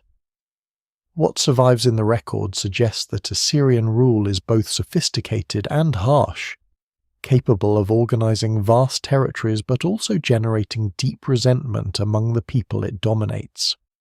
The trouble is not one simple weakness. Scholars still debate the relative importance of overextension, internal conflict, climate stress, economic strain, succession problems, and the rise of powerful enemies. No single explanation fully accounts for Assyria's collapse. The empire does not fall because of one bad omen, one failed battle, or one angry province. It cracks because many forces begin to align against it. A machine built for expansion finds it harder to endure when expansion slows and resistance hardens. The same military reputation that once frightens enemies into obedience may encourage those enemies to cooperate when the center weakens. Fear can hold an empire together for a long time, but it rarely creates love. Babylon remains one of the deepest fractures. Ashurbanipal's father, Esarhaddon, had tried to solve the problem of succession and southern prestige by placing Ashurbanipal over Assyria and his brother Shamash-Shumukin over Babylon. On paper, the arrangement looks careful. In practice, it places two royal brothers at the center of attention older than both of them. Babylon is conquered, restored, honored, punished, courted, and feared across Assyrian history. It is not merely a city. It is a sacred and intellectual center whose gods, rituals, and traditions carry immense legitimacy. To rule Babylon as a subordinate king while one's brother rules Assyria is to live inside an ambiguity that can easily become humiliation. Eventually, Shamash-Shumukin rebels. The conflict between the brothers is one of the great dramas of Ashurbanipal's reign. Though the surviving sources are shaped heavily by Assyrian royal perspective, the evidence remains incomplete, and the inner motives of Shamash-Shumukin cannot be recovered with certainty. He may have been driven by personal ambition, Babylonian resentment, political pressure from southern elites, or the practical reality that his kingship was never truly independent. Whatever the mixture, the rebellion draws in anti-Assyrian forces and exposes the fragility behind the imperial family's careful arrangement. A war between brothers becomes a war over legitimacy, culture, and control. For Ashurbanipal, the rebellion is not just another provincial disturbance. It cuts into the royal house. It threatens the image of divinely secured order. It also forces Assyria to spend enormous resources crushing a city and region whose traditions Ashurbanipal's own library reveres. This is one of the sharpest contradictions in the story. The king gathers Babylonian learning, copies Babylonian texts, respects the ancient prestige of southern scholarship, and yet his reign is marked by war against Babylonian resistance. Knowledge and violence again occupy the same palace. The library preserves the intellectual inheritance of a world the empire struggles to dominate politically. The rebellion ends badly for Babylon and for Shamash-Shumukin. Assyrian accounts describe catastrophe, siege, hunger, and punishment. The royal inscriptions are never neutral witnesses. They are written to magnify the king's justice and the enemy's guilt. Still, the conflict must have been devastating. It weakens the broader imperial system and deepens the pattern of hostility surrounding Assyria. Victory does not necessarily mean healing. Sometimes victory leaves a conqueror standing over ruins that must still be governed. Assyria can defeat rebellion, but each suppression consumes strength and creates fresh bitterness. Beyond Babylon lies Elam, another long-standing rival to the east. Ashurbanipal campaigns fiercely against it, and Assyrian reliefs and inscriptions present Elam's humiliation with chilling satisfaction. The destruction of Susa is described in a language meant to show total victory, temples violated, royal tombs disturbed, enemies broken. As always, the royal voice is ideological, but it points toward a historical reality of severe Assyrian violence against a major rival. These campaigns may remove immediate threats, yet they also reveal the empire's dependence on repeated military action. Assyria must keep winning. It must keep proving that its punishments are stronger than its enemies' patience. That is a dangerous form of stability. Meanwhile, other peoples are rising, shifting, and watching. The Medes in the Iranian highlands become increasingly important. The Babylonians remain restless. Scythian and Cimmerian movements disturb the political landscape in regions around the empire. Egypt, once brought under Assyrian influence, is difficult to hold at such distance. The Levant can submit and rebel according to opportunity. The edges of the empire are not passive borders. They are active zones of negotiation, pressure, and threat. Assyrian power has to be renewed constantly, and renewal becomes harder as the reigns pass. There may also have been environmental stress. Some modern scholars have argued that drought and climate instability could have contributed to Assyria's weakening, especially by affecting agriculture, population pressure, and the ability of the imperial heartland to support armies and cities. This remains debated because climate evidence must be connected carefully to political events. An ancient collapse rarely follows a single cause, but it is reasonable to see environmental strain as one possible layer among many. A palace can consult omens for danger in the sky, but if rainfall patterns shift and fields fail, clay tablets cannot command the clouds. Inside this tightening world, Ashurbanipal's library takes on a darker meaning. It is still a triumph of collection, scholarship, and preservation, but it is also the archive of an anxious superpower. Its omen tablets make sense in a court that knows danger is everywhere. Its rituals make sense in a palace trying to protect the king from forces visible and invisible. Its administrative texts make sense in a system that must track and command vast resources. The library does not float above imperial crisis. It belongs to it. It is one of the ways Assyria tries to manage a world becoming less manageable. By the later years of Ashurbanipal's reign, and the uncertain period after his death, the picture grows murkier. The chronology of his final years is not as clear as historians would like. Succession after him appears troubled. Royal authority weakens. Enemies who once faced Assyria separately begin to find common cause. The empire that had gathered the knowledge of old Mesopotamia into Nineveh now faces the oldest political truth of all. Every centre depends on the obedience of its edges, and obedience can vanish faster than kings expect. In the palace, the tablets remain. They still contain the old signs for eclipses, rebellions, sickness, divine anger, and falling cities. Somewhere in those omen series, scribes had copied warnings about kings under threat and lands overturned.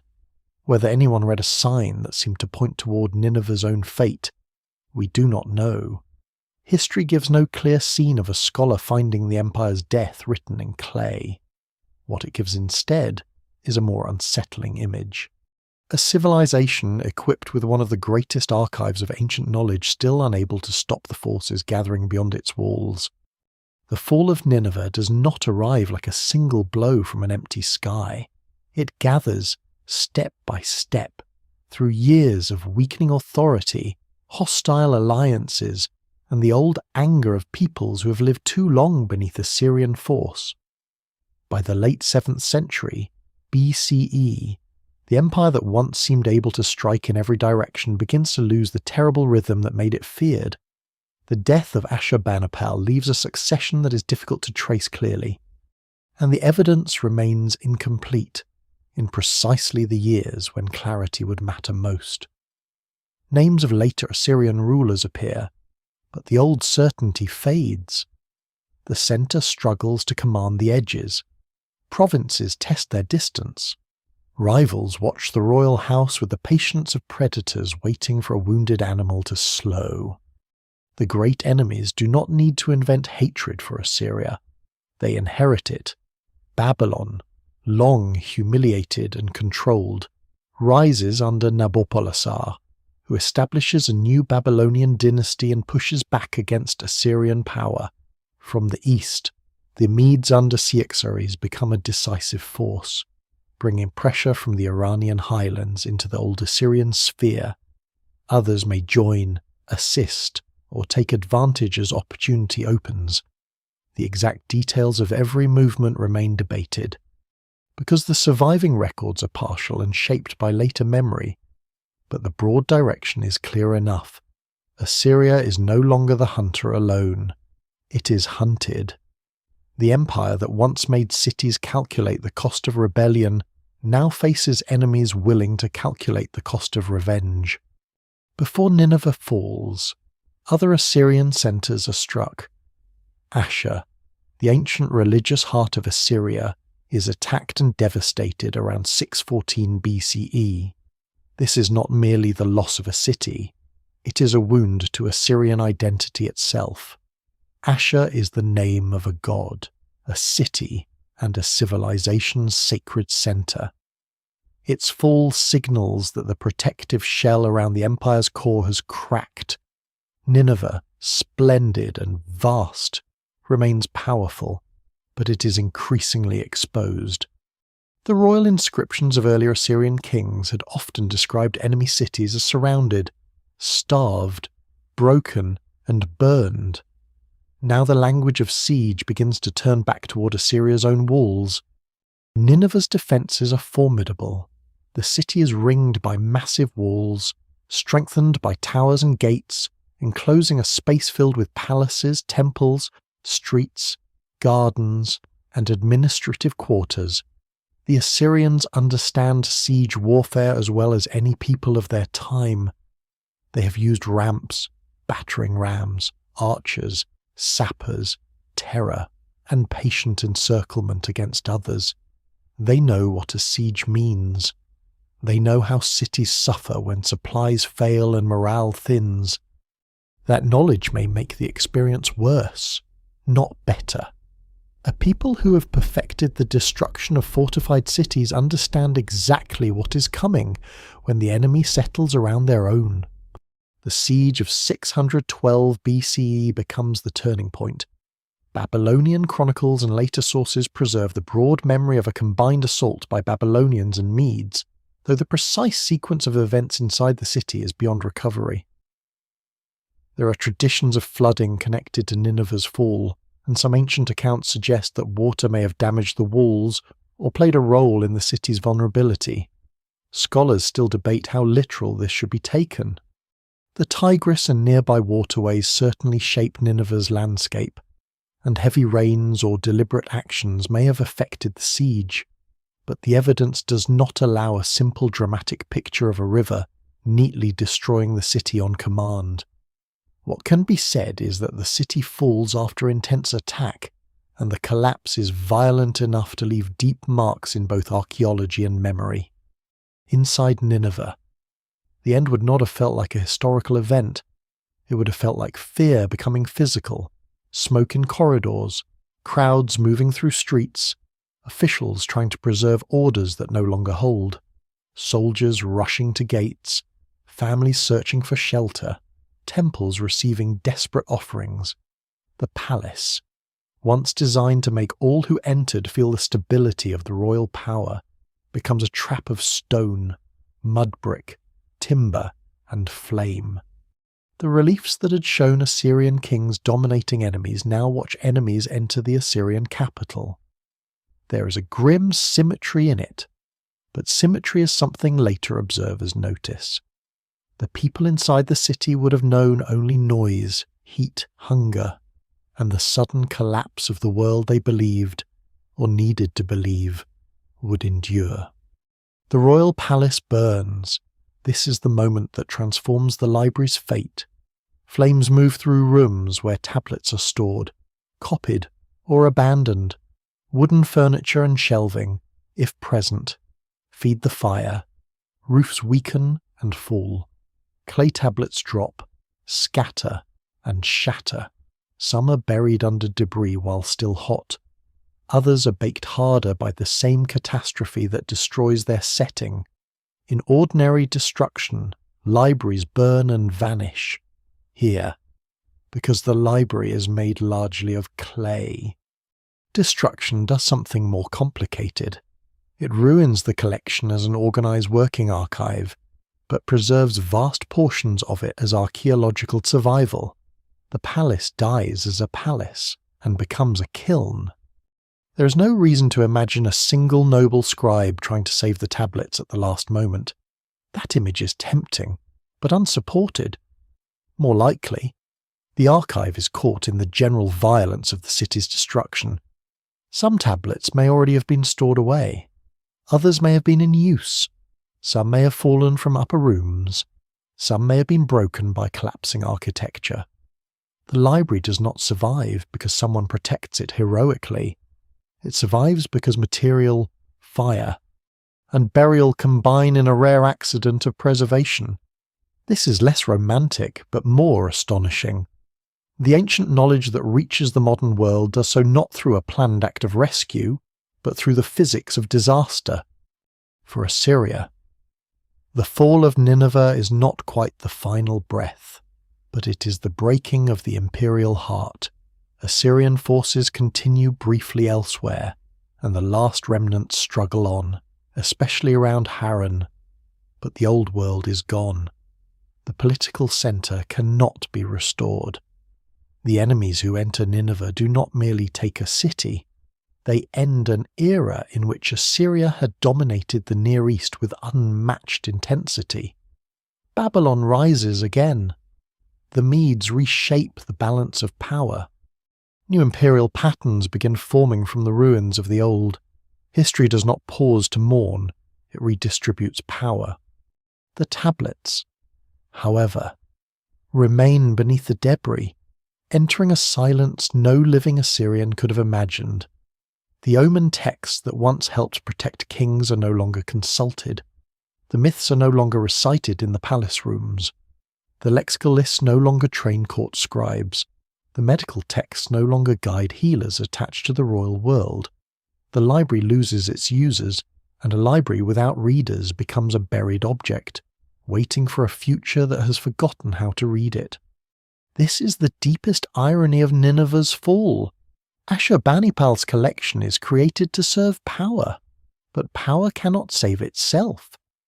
The empire gathers knowledge from across Mesopotamia, but knowledge cannot hold the walls. The scribes preserve warnings about disaster, yet no warning prevents the city from burning, and when the fire is finished, the empire's greatest act of memory survives only because everything around it has failed. Beneath the collapsed palace, in darkness and ash, the clay tablets begin their second life, not as tools of a king, but as messages sealed for strangers thousands of years away. After the fire, Nineveh does not disappear all at once. Cities rarely vanish in a single breath. Even when their political life has been broken, smoke clears, walls stand in places, charred beams cool beneath fallen brick. The dead are buried, or left where violence and haste have made burial impossible. Survivors move through what remains, perhaps searching for food, metal, tools, relatives, anything still useful in the wreckage of a capital that had once gathered tribute from half a world. But the Nineveh that mattered to Assyrian kings is gone. Its palace no longer commands, its scribes no longer report to Ashurbanipal's successors, its tablets no longer answer royal fear. What remains begins a slower transformation, from city to ruin, from ruin to mound, from mound to something almost nameless. The landscape does the work that time always does when human maintenance stops. Mud brick, so strong when cared for and so vulnerable when abandoned, begins to soften under rain and weather. Walls slump into heaps. Roofless rooms fill with dust. Wind brings soil. Plants take root in cracks. Animals cross places where officials once walked. The great carved slabs remain buried or half buried, their scenes of battle and lion hunts hidden from daylight. The tablets, scattered and broken in the burned palace, settle beneath layers of debris. Some lie hardened by fire, others remain fragile, only partly baked, waiting in darkness. A library once designed for consultation becomes part of the geology of the site. knowledge turns into sediment. For more than 2,000 years, the clay remains mostly silent. This silence is not emptiness. It is a long interval in which the ability to read cuneiform disappears. The political world of Assyria dissolves into later empires, and the names once pressed into royal inscriptions lose their immediate meaning. The Neo-Babylonian Empire rises after Assyria's fall, then gives way to Persia. Later come Macedonian and Hellenistic powers, Parthians, Romans at the edges, Sasanians, Islamic caliphates, regional dynasties, Ottoman rule, and countless local histories layered across northern Mesopotamia. The ground remembers more continuously than people do, beneath fields, villages, paths, and mounds. The tablets remain, but no living reader nearby can hear them. Assyria does survive in memory, but often as image rather than living detail. In biblical texts and later traditions, Assyria becomes a name associated with conquest, exile, arrogance, and divine judgment. Nineveh becomes a symbol, a city large enough for prophecy, warning, repentance, or destruction depending on the story being told. These memories are powerful, but they are not the same as historical knowledge of Ashurbanipal's archive. They preserve the emotional outline of Assyria's impact on neighbouring peoples, especially those who suffered under its campaigns, but they do not preserve the library as a working institution. The tablets themselves hold far more complicated evidence royal scholarship, Babylonian myths, medical procedures, lexical lists, omen traditions, scribal habits. For centuries, none of that complexity is available. Assyria is remembered, but the Assyrians cannot answer. This is one of the strangest kinds of a loss, not the destruction of objects, but the loss of the key needed to understand them. Cuneiform signs may still exist on stones, bricks, seals, and tablets, yet without readers they become decorative scratches, mysterious marks, ancient scars. Writing depends on community. Once the chain of teaching breaks, even a text sitting in plain sight becomes mute. The evidence remains incomplete for the last stages of cuneiform literacy. But by the early centuries of the Common Era, the old scribal tradition has effectively faded. Alphabetic scripts dominate. Aramaic, Greek, and later Arabic carry the voices of new worlds.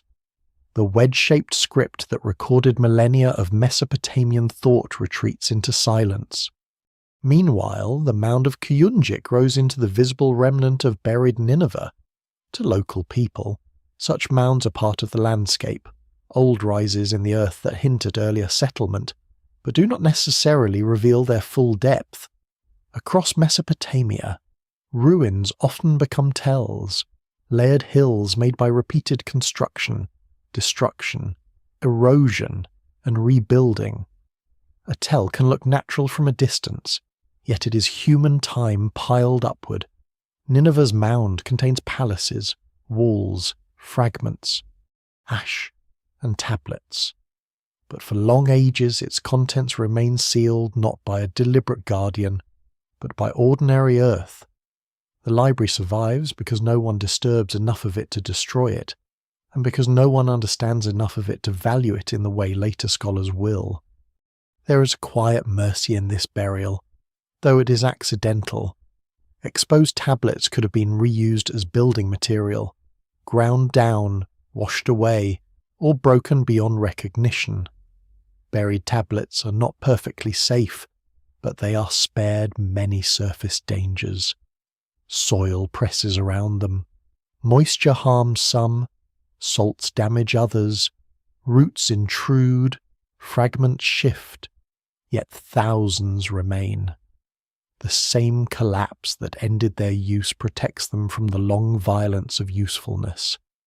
A palace stone may be attractive to builders, a metal object may be melted, a carved relief may be smashed, moved, or displayed, but a broken clay tablet, unreadable and inconvenient, can be ignored. Sometimes neglect is preservation wearing a dull mask. In the absence of reading, legends and guesses fill the space. Ancient ruins often attract stories because their silence invites explanation. People know that something once stood there, but not always what, when, or why. Names change. Sacred geographies shift. The ruins of Assyria become entangled with biblical imagination, classical fragments, travellers' reports, and local knowledge. Scholars still debate many details of how ancient Mesopotamian places were identified before modern excavation, because memory travels unevenly. Some names survive with surprising persistence, others are misplaced, transformed, or forgotten. Nineveh is never completely erased from human awareness, but the city beneath the mound and the city of inherited memory are not yet joined. The buried library also passes through centuries of political and cultural transformation around it. Languages rise above it like layers of weather. Religions change. Empires come and go. Farmers plough fields not far from where kings once staged their power. Shepherds move animals across ancient ground. The Tigris continues its course, indifferent and essential. Seasons repeat over the palace. Rain falls on the mound. Summer heat hardens the soil. Children may play near places where the Epic of Gilgamesh lies in fragments below. No one knows that underfoot are copies of flood stories, eclipse omens, remedies, prayers, and the intellectual debris of a vanished superpower. The silence is long enough to make Assyria feel almost mythical by the time outsiders begin searching seriously for its remains. But the tablets do not change their testimony during that silence. They do not become less exact because no one reads them. They keep their wedges. They keep their broken edges. They keep the names of scribes, kings, gods, cities, and series.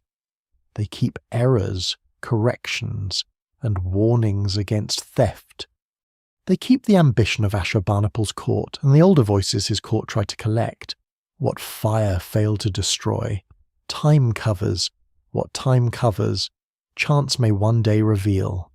For now, though, the library rests in darkness. Its first life as royal knowledge is over. Its second life as modern evidence has not yet begun. Between those lives stretches the great buried interval, when the world above Nineveh changes beyond recognition, and the clay below waits without impatience. The empire that gathered the tablets has fallen. The readers who understood them are gone. The script itself has died. Yet the words remain, not alive in use, but alive in possibility. Sealed beneath the mound like a breath held for more than 2 millennia. When the buried silence finally begins to break, it does not break gently. It breaks with picks, trenches, shovels, rival ambitions, imperial museums, local labourers, and the restless curiosity of 19th century men who arrive in Mesopotamia, carrying both genuine wonder and the assumptions of their age. By then, the ancient mound of Nineveh has become part of a landscape watched by villagers, travellers, officials, and scholars, but the palace beneath it is still largely hidden. The old city has become earth. Its walls are no longer walls to the eye. Its rooms are no longer rooms. Its library is not yet a library again, only a concentration of hardened clay fragments sleeping below the surface, waiting for people who do not yet know how much they are about to disturb. The rediscovery of Assyria takes place in an age hungry for ancient ruins. European powers are expanding their influence across the Middle East, and museums in London, Paris, and elsewhere want monuments that can rival the sculpture and inscriptions already known from Egypt, Greece, and Rome. This hunger is scholarly, but it is also political. Ancient objects become trophies of a knowledge and empire. Excavators' right of discovery. but they work within a world shaped by Ottoman permissions, local communities, hired diggers, diplomatic pressure, and competition between nations. The evidence remains incomplete when it comes to the experiences of many local workers who did the hardest physical labour, because their names were often not recorded with the care given to European excavators. Yet without those workers, the palaces of Nineveh would have remained buried far longer. Austin Henry Layard is one of the central figures in this drama, young, energetic, and fascinated by the ancient Near East. He begins digging at Assyrian sites in the 1840s, first with extraordinary success at Nimrud, then at Nineveh. Layard's discoveries electrify the public imagination. Colossal winged bulls and lions emerge from the ground. Reliefs of battles, hunts, sieges, and royal processions come into view after centuries of darkness. These are not small finds. They are the visual return of a civilization that many Europeans knew mainly through biblical references and scattered classical accounts. Suddenly, Assyria has a face again: stern kings, muscular lions, conquered cities, soldiers in ranks, gods and protective spirits carved with intimidating precision. At Nineveh, the mound of Kuyunjik yields the palaces of Sennacherib and Ashurbanipal, though the identification and understanding of these spaces develop gradually. Excavation in this period is far from the delicate, layered archaeological method expected today. Trenches cut through debris, sculptures are prized, tablets are collected in vast numbers, but sometimes with limited recording of exact find spots. Fragments are packed, transported, and sent away, often under difficult conditions. Modern scholars must still contend with the consequences. A tablet's archaeological context can be as important as its text, and much context was lost in the rush of early discovery.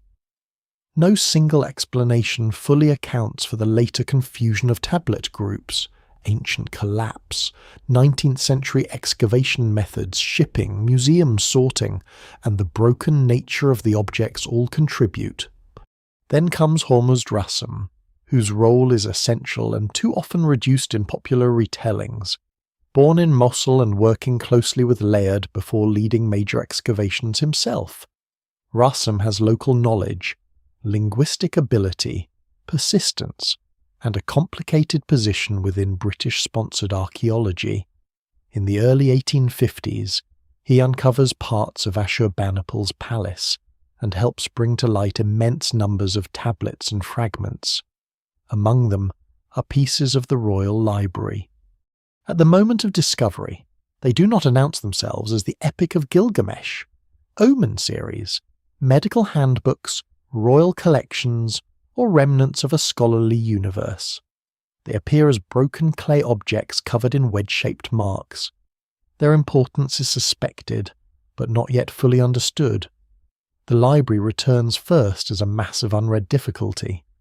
Imagine the scene not as a clean treasure chamber, but as labour in heat, dust, and debris. Workers dig through collapsed mud brick and ash. They strike stone slabs, brickwork, fragments of sculpture, and hard lumps of clay. Some tablets are whole enough to recognize immediately as written objects. Many are broken, irregular, blackened, or pale.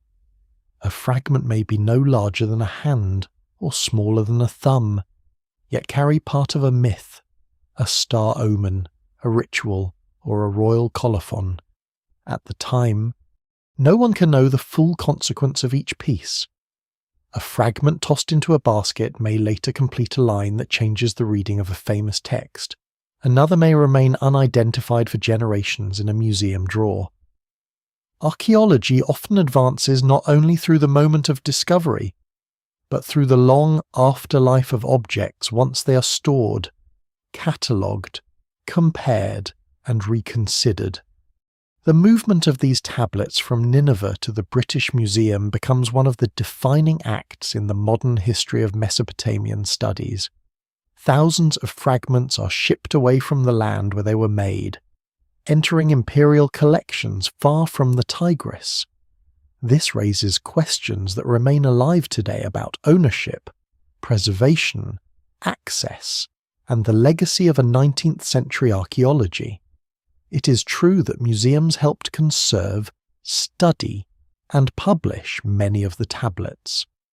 It is also true that their removal took place within unequal structures of power.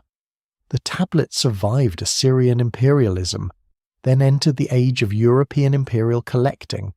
History has a dry sense of repetition. For the excavators and museum scholars, the tablets present a different challenge from the carved reliefs. Reliefs can be admired even before their inscriptions are understood. A dying lion, a winged guardian, or a siege scene speaks visually across time. Tablets demand reading. Without decipherment, they are mute archives. Their sheer number is both thrilling and overwhelming. They are not arranged neatly by subject. They are damaged by ancient fire, broken by collapse, mixed by excavation, and separated in transport. The library is found, but not yet recovered in any meaningful intellectual sense. To recover it, scholars must learn to read a dead script, identify languages, join fragments, recognize series, compare duplicates, and rebuild texts from ruins within ruins. A lesser-known detail is that many early tablet fragments were not immediately valued equally. Monumental sculpture drew public attention more easily than small clay pieces. The tablets were heavy, numerous, and visually modest. Yet hidden in those modest pieces was something more transformative than any palace relief, the internal record of Mesopotamian thought. The reliefs show what Assyrian kings wanted seen. The tablets preserve what scholars studied, feared, copied, and used. One gives the empire's surface of power, the other opens its mind, though slowly and only after immense labour. As crates of tablets leave Nineveh, the ancient library enters another kind of fragmentation. Physically, it is removed from its original landscape. Intellectually, it is not yet legible. Institutionally, it becomes part of a modern museum system that will preserve and separate it at the same time. The palace rooms are gone, the shelves are gone, the scribes are gone. Now the archive depends on cataloguers, curators, philologists, conservators, and scholars working under gaslight daylight, and later electric lamps in distant rooms. The clay has crossed from buried silence into modern uncertainty. Still, the crucial threshold has been crossed. The tablets are no longer sealed beneath the mound. Hands lift them again, eyes examine their wedges, labels are assigned, drawers begin to fill. Broken pieces wait beside other broken pieces, sometimes unknowingly close to fragments from the same original tablet. Ashurbanipal's library has survived fire, burial, forgetting, and excavation, but survival is only the beginning. The next mystery is whether the dead marks can be made to speak, and whether the world that burned at Nineveh can be heard again through clay. The tablets have been lifted from the mound, but in the middle of the 19th century they still belong to silence. Their surfaces are crowded with wedges, sometimes sharp, sometimes blurred by fire, sometimes snapped off at the edge just where a line begins to matter. To the first modern eyes that study them, they are not yet a library in any living sense. They are evidence that writing existed, proof that Assyria had not been merely a shadow in old texts. But the signs themselves remain locked. The palace has been found before its language has fully returned. The body of the library reaches the museum before its voice does. Deciphering cuneiform is not the work of one dramatic moment. Though popular memory likes to imagine ancient scripts yielding to a single brilliant key, it is a cumulative labour involving inscriptions, copies, comparisons, guesses, corrections, rivalries, and a willingness to be wrong in public. The crucial doorway comes partly through royal inscriptions carved in multiple languages. especially the trilingual inscription at Behistun, where Old Persian, Elamite, and Babylonian versions stand together. Old Persian cuneiform, being simpler and more limited, is approached first. Once scholars begin to understand it, they can use the parallel texts to move toward the much more difficult Akkadian written in Babylonian and Assyrian cuneiform. Some readings are disputed, some signs carry several values, some words are rare, some texts are damaged exactly where certainty is needed. The evidence remains incomplete, and decipherment advances by pressure from many sides rather than by a single clean revelation. By the time the tablets from Nineveh are being studied seriously, Henry Rawlinson, Edward Hincks, Jules Oppert, William Henry Fox Talbot, and others become central to proving that cuneiform can truly be read. One famous test in the 1850s asks several scholars to translate the same Assyrian inscription independently, then compares their results. The agreement is not perfect, but it is close enough to demonstrate that the method is real, not fantasy. A dead writing system becomes a language again. The marks on the tablets are no longer scratches from an unknowable people. They're grammar, sound, meaning, memory. But reading the library is harder than reading a single royal inscription. Royal inscriptions repeat formulas. The library tablets are more varied and more difficult. They contain technical omen vocabulary, medical terminology, rare Sumerian logograms, broken myths, mathematical procedures, ritual instructions, and scholarly commentaries that sometimes explain obscure words with other obscure words. A tablet may preserve only the middle of a line. A fragment may carry half a sign. A series may be split among dozens of pieces recovered from different parts of the mound or sorted into separate museum trays. To read Ashurbanipal's library is therefore not only to decipher cuneiform, it is to rebuild shattered objects, identify genres, restore sequences, and understand a scholarly culture whose assumptions are not modern. Fragment joining becomes its own art. Scholars compare clay color, thickness, curvature, handwriting, line spacing, subject matter, and break patterns. Two pieces that look unrelated may suddenly meet along a jagged edge, and a dead sentence becomes longer by a few words. Sometimes a fragment in one collection joins a fragment in another, separated not in antiquity but by excavation and museum history. This can be thrilling, but it also makes the library permanently provisional. A text translated today may change when a new fragment is identified tomorrow. A missing line may remain missing for a century. Scholars still debate readings of particular signs, meanings of technical terms, and the arrangement of some compositions. No single edition is the final word on a broken ancient library. The Epic of Gilgamesh shows this process with unusual drama, when George Smith, a self-taught scholar working at the British Museum, identifies the flood story in a tablet from Nineveh in the 1870s. The discovery stuns the public. The idea that a Mesopotamian flood narrative existed with striking parallels to biblical tradition unsettles and fascinates Victorian audiences. Smith did not find a complete book waiting to be opened.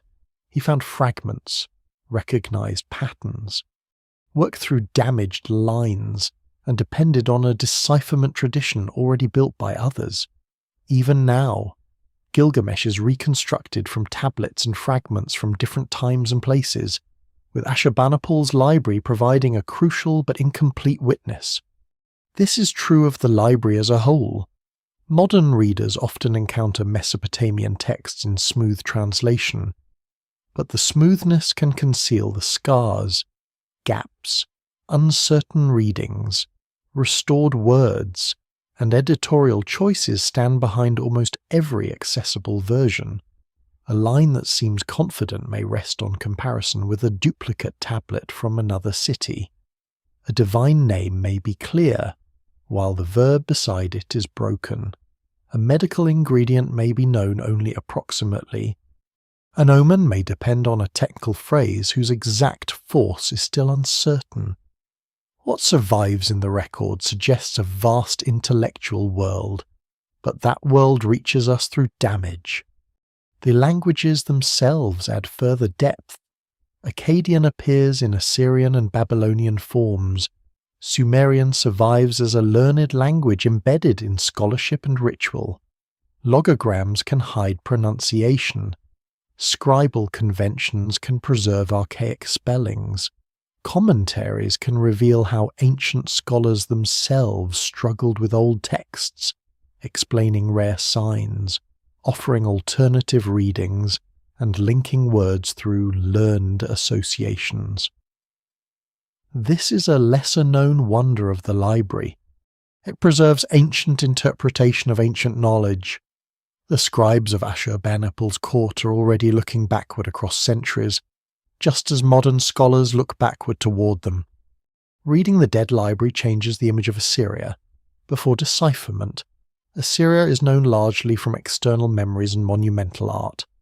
After decipherment, it gains an internal voice, though mostly the voice of elites. The king's claims can be compared with letters, omen reports, scholarly texts, and administrative records. Babylonian influence becomes visible in Assyrian collections.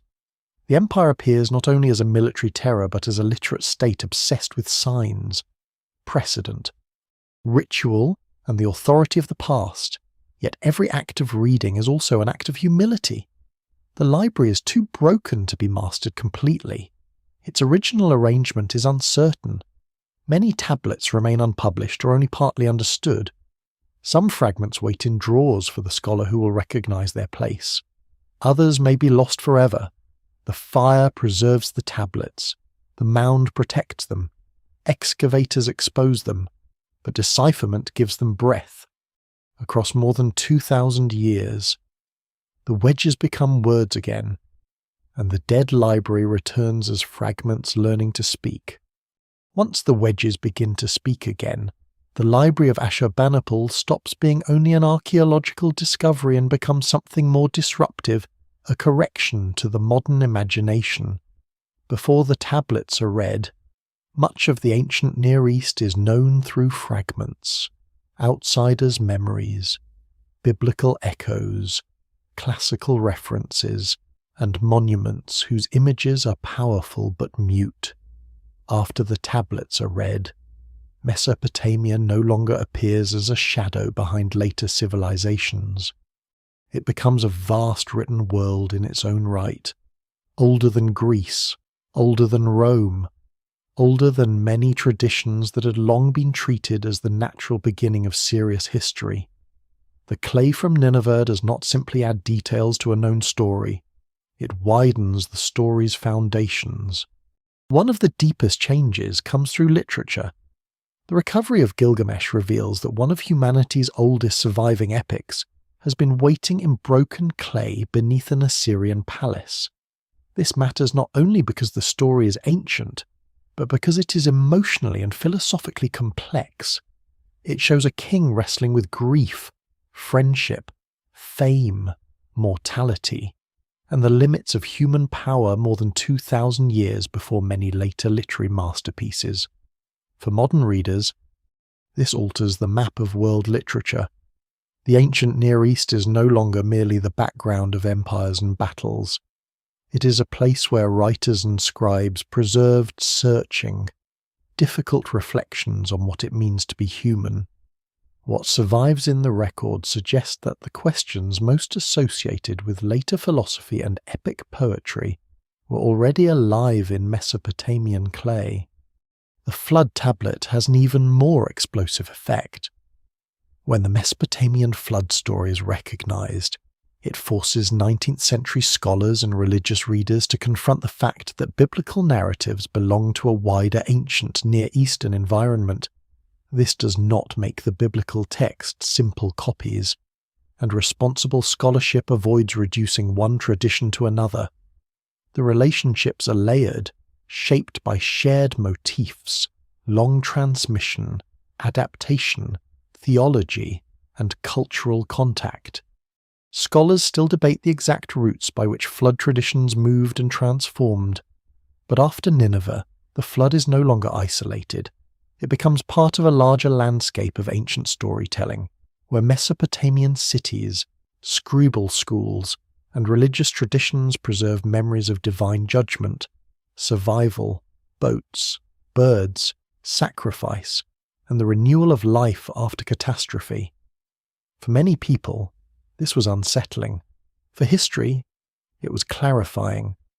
The library also changes how modern scholars understand the Bible's world beyond flood traditions.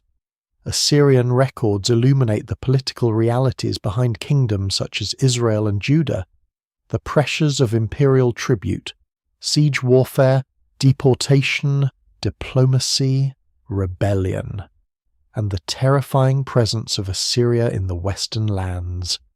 The biblical image of Assyria as an overwhelming and often brutal power gains archaeological and textual depth. Assyrian inscriptions are not neutral, and neither are the texts of the peoples who suffered under Assyria. Each speaks from its own wounds and ambitions, but when read together, they create a more three-dimensional world. Cities mentioned in sacred literature become part of a broader geopolitical system. Prophetic fear, royal calculation, and imperial violence become historically grounded rather than floating in abstraction. Beyond literature and biblical studies, the tablets reshape the history of knowledge itself. Before the decipherment of cuneiform archives, it was easy for modern narratives to imagine systematic astronomy, mathematics, medicine, and scholarly classification beginning much later or elsewhere. Nineveh complicates that story. Its tablets show that Mesopotamian scholars are already organizing enormous bodies of information, preserving technical series, observing celestial phenomena, calculating quantities, classifying words, and debating inherited texts. Their assumptions are not modern. Their methods are not those of later experimental science, yet they are neither primitive nor careless. They work within rigorous traditions, trained by copying comparison, and interpretation. No single explanation fully accounts for how such traditions developed across millennia, but the library proves that ancient scholarship had depth, discipline, and institutional support. The Omen collections especially force a more careful view of ancient thought. It would be easy to dismiss them because they do not match modern scientific causality, but the tablets show a culture committed to watching patterns, recording precedents, preserving classifications, and consulting expert knowledge in moments of risk. The goal is divinatory, but the habits can be observational and analytical. This creates a more subtle picture of intellectual history. Human beings do not move neatly from superstition to reason in a straight line. They often reason intensely inside worldviews that later ages no longer share. Ashurbanipal scholars can be wrong about the meaning of an eclipse, and still be careful observers of the sky. They can explain illness through demons and still record symptoms with attention. The library teaches modern readers to separate arrogance from understanding. It also transforms the study of statecraft. Assyria had long been remembered as cruel, and the tablets do not erase that cruelty. If anything, administrative and royal records can make the machinery of domination more visible, but they also reveal how complex that machinery is. Assyria is not merely an army moving from city to city. It is a literate imperial system with reports, archives, specialists, omen experts, supply records, correspondence, treaties, deportation policies, provincial administration, and ideological tools. Violence is organized through writing, rule is extended through writing, fear is managed through writing, knowledge serves power, and power depends on knowledge. This is one of the library's most enduring lessons, and it is not comfortable. At the same time, the library helps restore Mesopotamia's continuity. It shows that Assyrian learning is not isolated from Babylonian and Sumerian inheritance. The tablets carry older languages, older myths, older rituals, and older scholarly traditions into a late Assyrian palace. This challenges any simple picture of civilizations replacing one another like clean pages turned in a book. Mesopotamian history is more like a palimpsest, written over and over. With older signs still visible beneath newer ones, Ashurbanipal's scribes are already antiquarians in their own way, preserving and interpreting texts whose origins lie far behind them. Modern scholars, reading those scribes, become part of that same chain of backward-looking attention. The consequences reach into museums, universities, translations, documentaries, classrooms, and the public imagination. Words first pressed into clay for kings, priests, scholars, and students now enter modern languages across the world. Gilgamesh becomes a world classic. Assyrian palace reliefs become icons of ancient art. Cuneiform studies open entire fields of research into law, economy, religion, medicine, astronomy, magic, diplomacy, and daily life. Each fragment can matter. A small tablet may adjust the reading of a ritual. A joined piece may restore a missing passage. A catalogued line may reveal how ancient scholars arranged their own knowledge. The library changes history not through one revelation alone, but through thousands of corrections. Yet the change is unfinished. Many tablets remain fragmentary. Many texts remain difficult. Some are still unpublished, disputed, or only partly understood. The evidence remains incomplete, and the Library of Ashurbanipal continues to resist being turned into a simple monument. It is not a single book with a final page. It is a damaged archive whose meaning expands as generations return to it with better tools, sharper questions, and sometimes more humility. The fire of Nineveh preserved the clay, but modern scholarship is still learning how to preserve the complexity. What the library ultimately changed was not only knowledge of Assyria, it changed the scale of human memory, revealing that behind the familiar beginnings of history lies an older, denser, stranger world, still speaking in wedges. What fire fails to destroy is not simply a set of tablets. It is a way of seeing civilization itself, less as a straight road of progress than as a fragile exchange between memory and ruin. Ashurbanipal's library survives because of a contradiction so sharp it almost feels invented. Destruction preserves what ordinary life might have allowed to vanish, had the palace not burned. Many tablets may have remained only sun-dried clay, vulnerable to damp, decay, reuse, neglect, and time. Had Nineveh endured as a living city, old tablets might have been discarded, copied over in new forms, broken during renovations, or slowly dispersed. Instead, fire enters the rooms as catastrophe and leaves behind an archive hardened for strangers. The empire's last violence becomes the library's accidental guardian. This does not make the fall of Nineveh fortunate.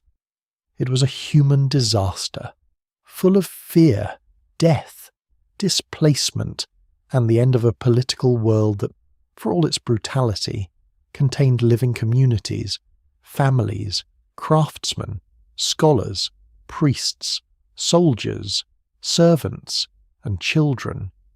History can preserve evidence through suffering without making the suffering meaningful in any comforting way. The evidence remains incomplete, and no recovered tablet can give back the lives broken in the city's fall. But the survival of the library reminds us that the past reaches us through uneven paths. Some things survive because they are treasured. Some survive because they are buried. Some survive because no one cares enough to destroy them. Some survive because destruction changes their material fate.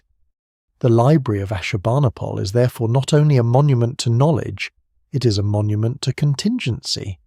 So many chances had to align. Scribes had to copy older texts. Royal agents had to gather them. The tablets had to be made from clay rather than perishable material. The palace had to burn hot enough to harden many of them but not erase them completely. The ruins had to cover them deeply enough to protect them. 19th century excavators had to find them. Scholars had to decipher the script. Museums had to preserve and catalogue fragments. Generations had to continue joining, reading, correcting, and arguing over them. No single explanation fully accounts for this chain of survival. It is too human for that, too accidental, too dependent on both ambition and ruin. What survives in the record suggests that Ashurbanipal wanted to master time.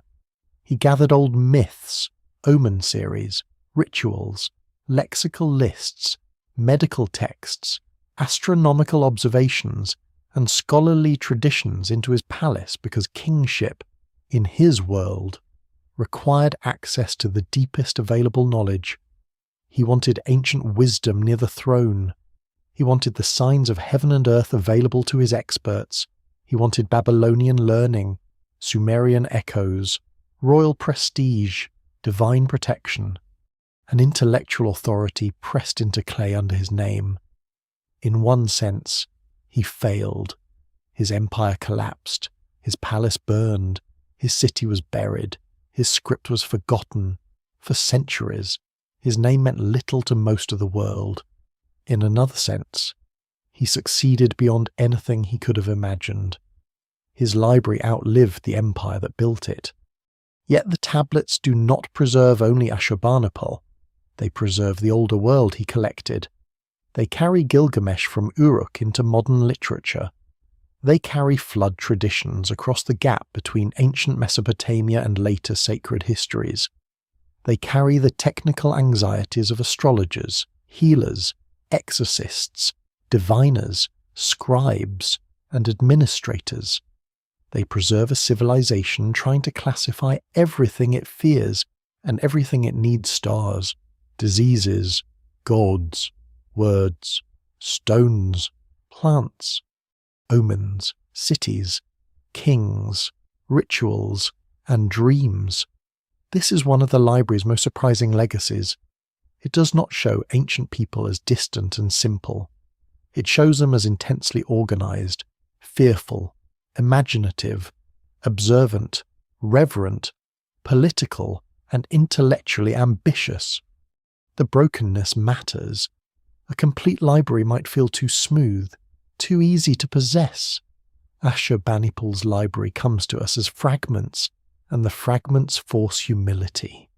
Every line read is bordered by loss. Every restored passage carries uncertainty. Every tablet reminds us that history is not the past itself, but what can be recovered, interpreted, and held against disappearance. Scholars still debate readings, contexts, relationships between texts, and the original organization of the collection. This uncertainty is not a weakness in the story. It is part of its truth. The ancient world does not return whole. It returns like a damaged signal from deep time, strong enough to change what we know, broken enough to remind us what cannot be known. There is also a warning in the library's survival. Knowledge can be gathered by power, but power does not own its future. Assyria collected texts for royal purposes, yet those texts now speak to people who live outside Assyria's gods, politics, languages, and fears. The library escaped the meaning its creators gave it. It became evidence, literature, world heritage, scholarly labour, and public imagination. Empires often believe they can control memory by carving victories into stone and storing knowledge behind palace walls. But memory has its own migrations. It can sleep under ash, cross seas in crates, sit in drawers, enter translations, and awaken in minds far removed from the throne that once claimed it. In the end, what fire failed to destroy was not certainty. It was complexity. The library does not let Assyria be only monstrous, though Assyrian violence was real. It does not let Ashurbanipal be only a scholar. though his scholarly ambition was unusual. It does not let Mesopotamian thought be reduced to superstition, though divination shaped much of its intellectual life. It does not let ancient literature begin where later tradition once preferred to begin. It widens the frame. It reveals a world where kings feared eclipses, scribes preserved dead languages, physicians mixed remedies with incantations, mathematicians solved practical problems, and poets imagined a king who learned that no wall could defeat death forever. The tablets remain small objects. Many are not beautiful in the obvious sense. They are cracked, brown, blackened, chipped, and difficult. But they have carried more weight than marble monuments. They have carried the voice of a civilization through fire, burial, forgetting, excavation, decipherment, and debate. Somewhere inside them, Ashurbanipal's palace still burns. Somewhere inside them, Gilgamesh still grieves. Somewhere inside them, a scribe still presses a reed into clay, trusting that the sign is correct, not knowing that the world around him will vanish while the mark beneath his hand endures. After all the fire, all the conquest, all the shattered rooms and broken tablets, the story quiets into something smaller than empire and larger than any king. It returns to clay, a substance gathered from riverbanks, shaped by ordinary hands, pressed with signs, dried under sun, and hardened by disaster, carries voices farther than armies ever could. Nineveh's walls fall. Ashurbanipal's power dissolves. The scholars who served his court vanish into names, fragments, or nothing at all.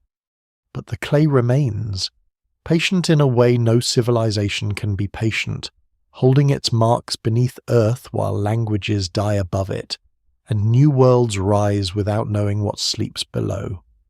There is a strange gentleness in imagining those tablets in darkness, not untouched, not whole, not safe in any perfect sense, but waiting. Rain falls over the mound, grass grows, animals pass, generations live and die nearby. The Tigris continues moving through the landscape, carrying light, silt, memory, and forgetting. Above the buried palace, history changes its clothing again and again. Below it, a king's collected knowledge lies broken into pieces, no longer serving omens, rituals, or royal fear. It has become something else, a message without a reader, a library without a room, a memory without a living voice. And then, after more than 2,000 years, human hands return to the clay. Not the same hands, not the same language, not the same world. The tablets are lifted, sorted, studied, doubted, joined, translated, and read aloud again. Their survival does not bring back Nineveh. It does not undo the violence of Assyria or the terror of its fall. It does not make the past whole. But it allows something fragile to cross the dark, a line of myth, a warning from the stars, a medical recipe, a list of words, a scribe's careful note, a king's impossible desire to gather time itself. That may be the deepest legacy of Ashurbanipal's library. Civilizations vanish, but not always completely. They leave behind ruins, habits, borrowed stories, altered landscapes, and sometimes, if chance is generous, words. The words may be damaged. They may arrive late. They may require centuries of labor before they can be heard. Still, they endure. And in the blackened tablets of Nineveh, the ancient world does not return as a clean monument. It returns as ash, clay, patience, and fragments, glowing faintly with the stubborn human wish to be remembered.